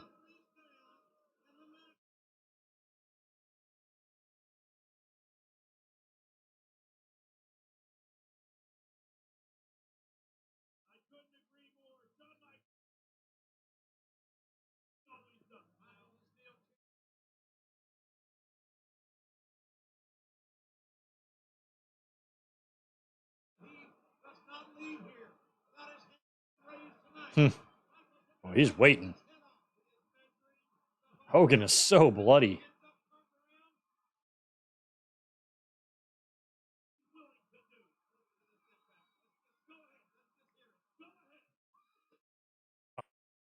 Kind of a glancing blow, but he's still got it. Hit him on the cranium, too. Ouch. Hogan and his convulsions. He's been doing that since the 80s. Gunther versus Hogan would be a classic. Maybe 86 Hogan.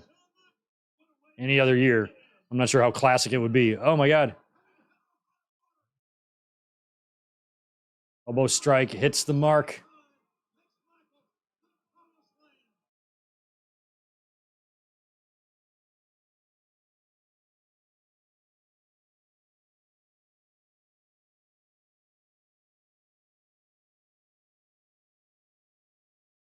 Does he hit this on Hulk and then he kicks out? Is that what happens?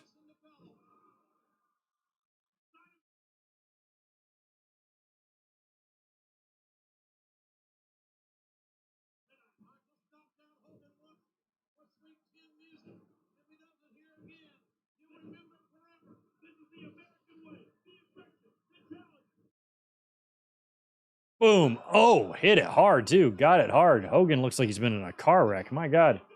Oh, you can tell his hand's already under there, getting ready to push off. 2.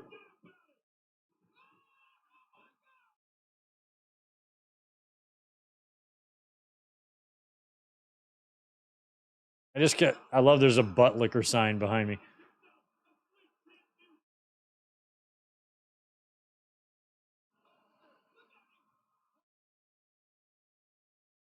I can't believe we're back to this. 2005.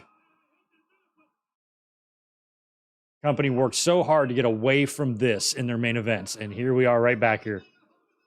Beating one of the best that has ever been in your company. One of the best champions you've ever had.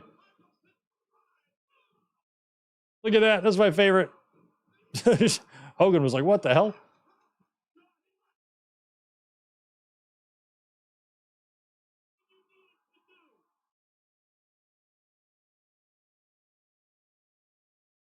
Hogan's stalling a lot here, too, before he hits the leg drop. Jesus.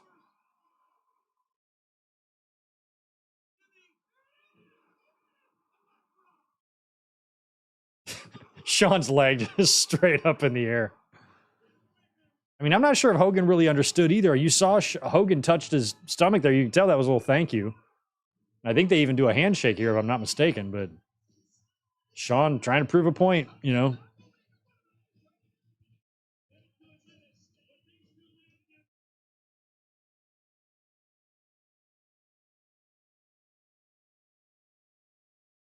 I'm glad Shawn did that too. You know, he was one wrestler who was in the position to do that, to where he could send a message to Hogan and to Vince and the fans, you know, in a way that only Shawn can.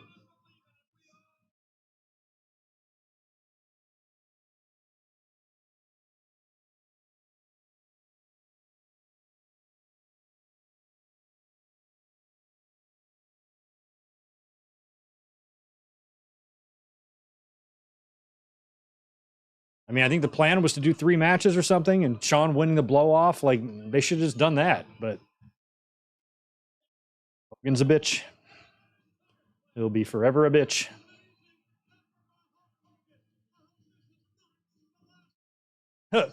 JR, I hope this is not the last time we see Hogan. I hope it is. But it won't be. He'll be back at it next year. Oh, there's Shawn from behind. Oh. Well, brother, I just beat you.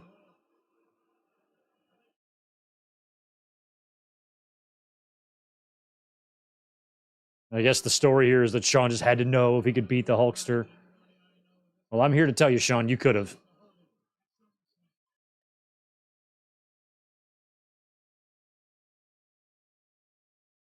It's like, I had to know, now I know.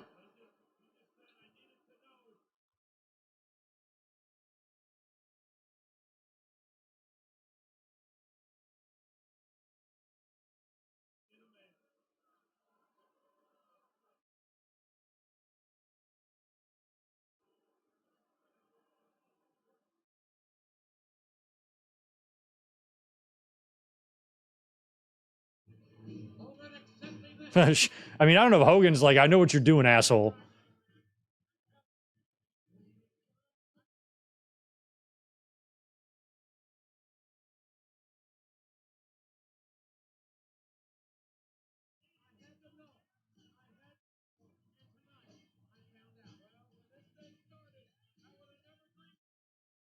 Shawn's even overselling this. I needed to know. I mean, Hogan shook Shawn's hand rather aggressively there. And so I did, because I mean, even Shawn just could not beat anybody in a fight. If Hogan and Shawn got in a fight, Hogan might take him. But Hogan, the way Hogan kind of grabbed his hand, it was kind of like a little aggressive. Like, I know what you're doing, asshole.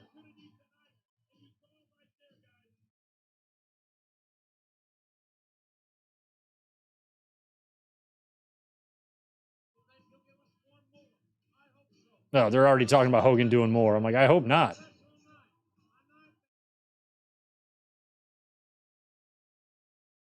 Hogan closing out a SummerSlam, winning a main event in 2005. Still sounds weird.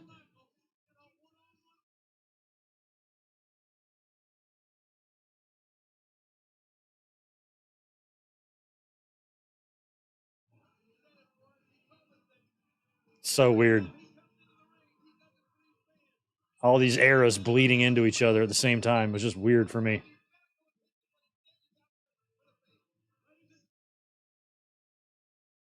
Jim Ross, I don't want to enjoy this moment. And I'm here he go with his Americana.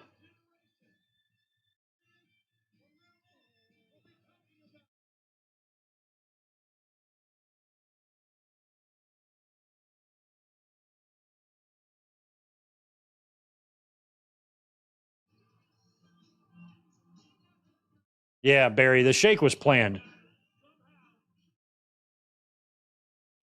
I just don't know if, like, by that point, Hogan knew that Shawn was overselling out of frustration or not. I don't know if that at all kind of occurred to him. Don't know.